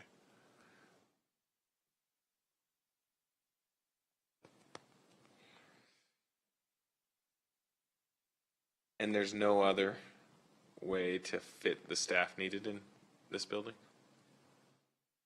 I know we've had this conversation, but I had a conversation like I kind of thought it would be.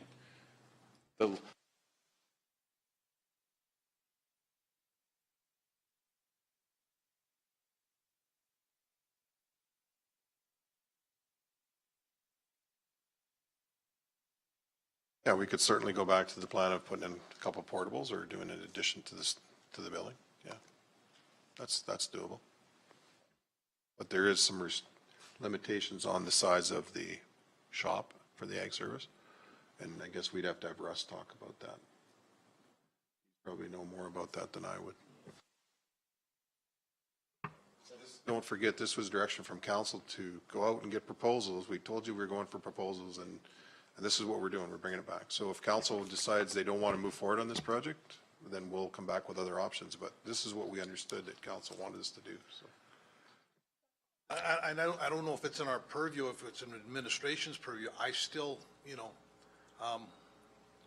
I still would like, I don't know if you can revisit Nibs's quote, it's substantially less money. They're local. I mean, there's a couple things there that Make the would motion to interest me. make the motion to approve it to Nibs. Doesn't bother me at all.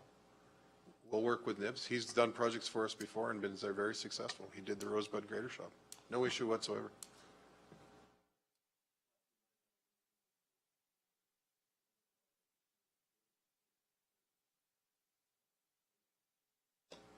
All four of these bids meet all the requirements, correct, Mike? So council can give us direction to pick any bid. Mike has presented the information based on their committee's recommendation. You guys don't have to follow that. Okay. I was going to make a motion that we accept Nib's bid. It's, we're quibbling over a wash bay. There's almost a difference there of a wash bay in the bids. I'm thinking, I voted, I'm pretty sure, I can't remember, but I think a wash bay is something that is needed. I know Club Route is very, very close to this county, and you're going to have an increasingly harder time to get machinery on anybody's land that isn't washed. And if we can get a good wash here, and it just takes a little bit, I don't care. I think it's very important, and it's just the cost of doing business. The rest of it, Nibs has done work before, and it's good work. He's in business, and I agree going local. So could I And just there was a ask- request for proposals, and that's just the way the waiting was. If it was a tender, it would be an automatic.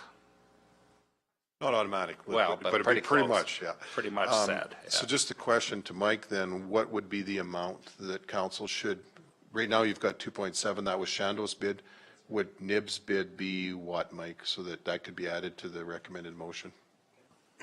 So with Nibs bid, they had bid 1.8 million exactly for the building, 400,000 exactly for the internal wash bay, and 68,000 for the removal of a wall that we required. So, point 2.21. So if council would enter. 68 if you want to do right exact. 2.268, so maybe if council would consider 2.3 million to Nibs? Because there's always going to be a little, or do you guys want it exact? 2.268 is fine, we can go back with every change order if there's change orders. It's up to you guys. This is a design build project, so there will be change orders.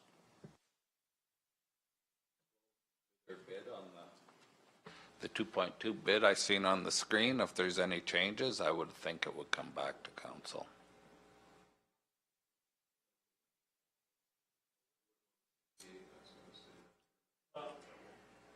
Through the chair, the 68, the removal of that wall was put in there.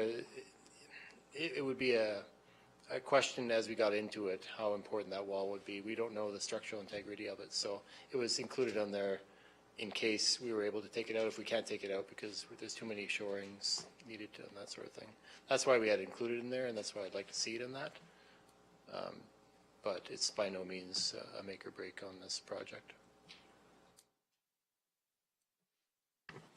Just to clarify, are you including the $68,000 if it's needed for the wall removal, or you want that to come back to council? The 2.2 million that was in the quote, and if anything changes, and you'll know more if that wall has to be done, and you'll come back and you'll tell us why it has to be done, and maybe you want to keep it in there. I don't have a problem with that. Okay, can I ask one other thing? In regards to your motion, would you consider making a recommendation when it comes to budget to reduce the budget back to the 2.5 from the 3.2, I think it is? Yeah. Okay, yeah, for sure. No more. There's a motion on the floor. Are there any questions or any further discussion? Margaret?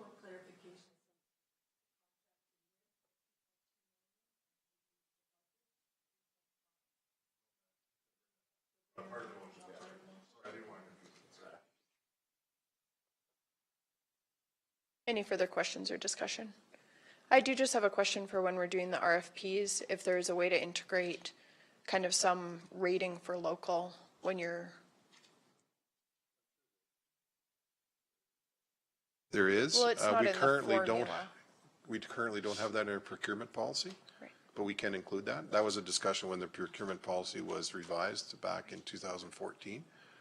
And at that time, council didn't feel that they wanted to restrict themselves, but that can be put in there.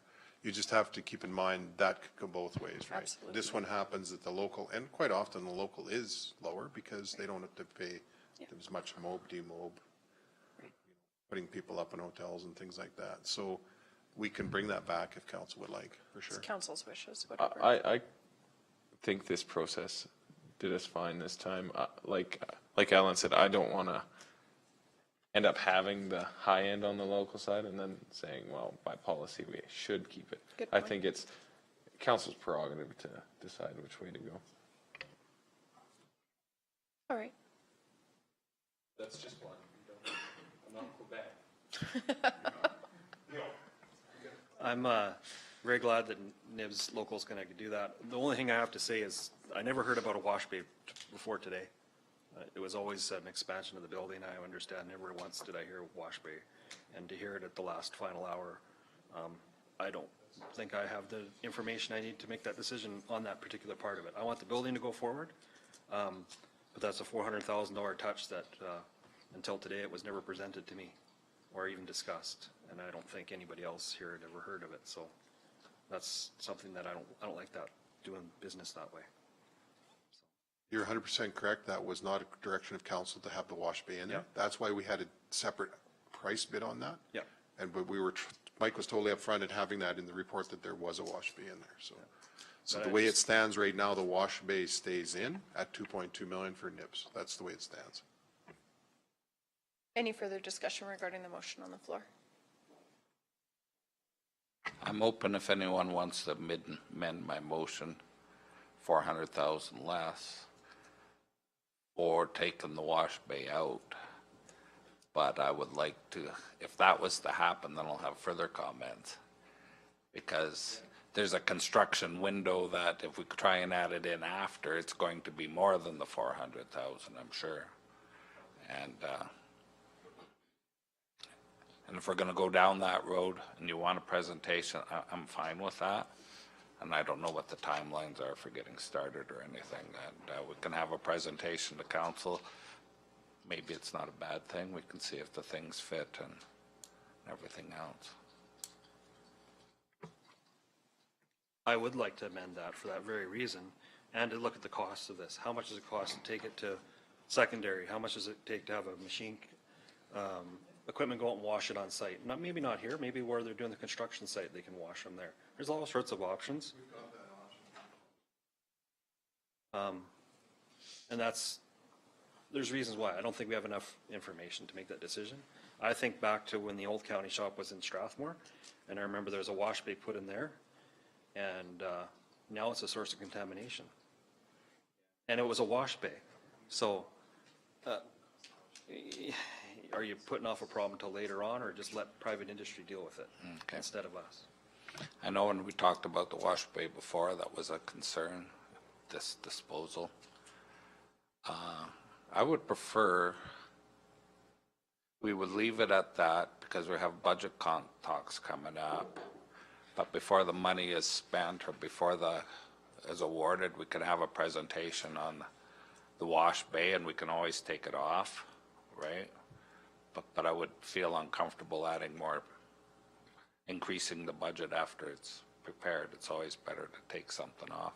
And then you can make, you've heard the concerns, how much it costs and disposal of the grease and our liabilities, what's it cost for if somebody in Strathmore was to wash our vehicles, there was talk at the time, if I remember, that could be extra charges of getting rid of the grease and stuff out of their sumps. I don't know.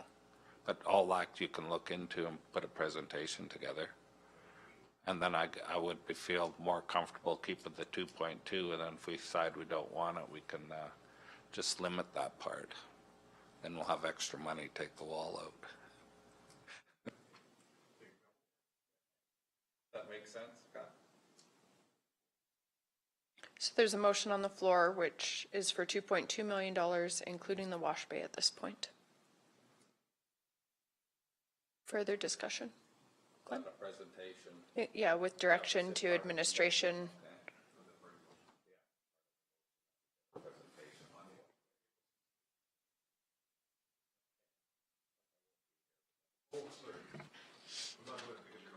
Just for the timeliness of the project. So that reserves the option to delete that from the budget. Okay, as long as that's clear, I'm fine with that. Mike? Okay, great. So through the chair, because these pricing are technically only good for 30 days, is council willing to permit the issuance of the contract for the building addition, everything but the wash bay? And then have the wash bay come in as a separate, just because I wouldn't want to wait. When's the 30 days expire, Mike? The 15th. 15th of April. April? Well, that's fine. Just ask Mr. Nibbs if his price is guaranteed Okay. till the 16th. Yeah. No, that's fine if we continue on that way.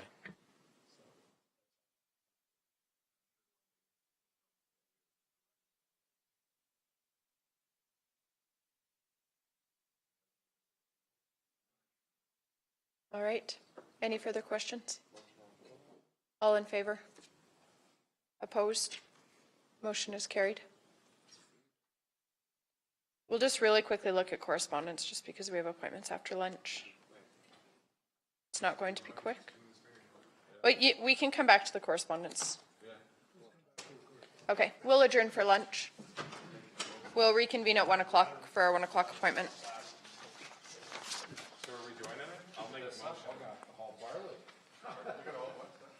Joining what? Oh, that. Energy? I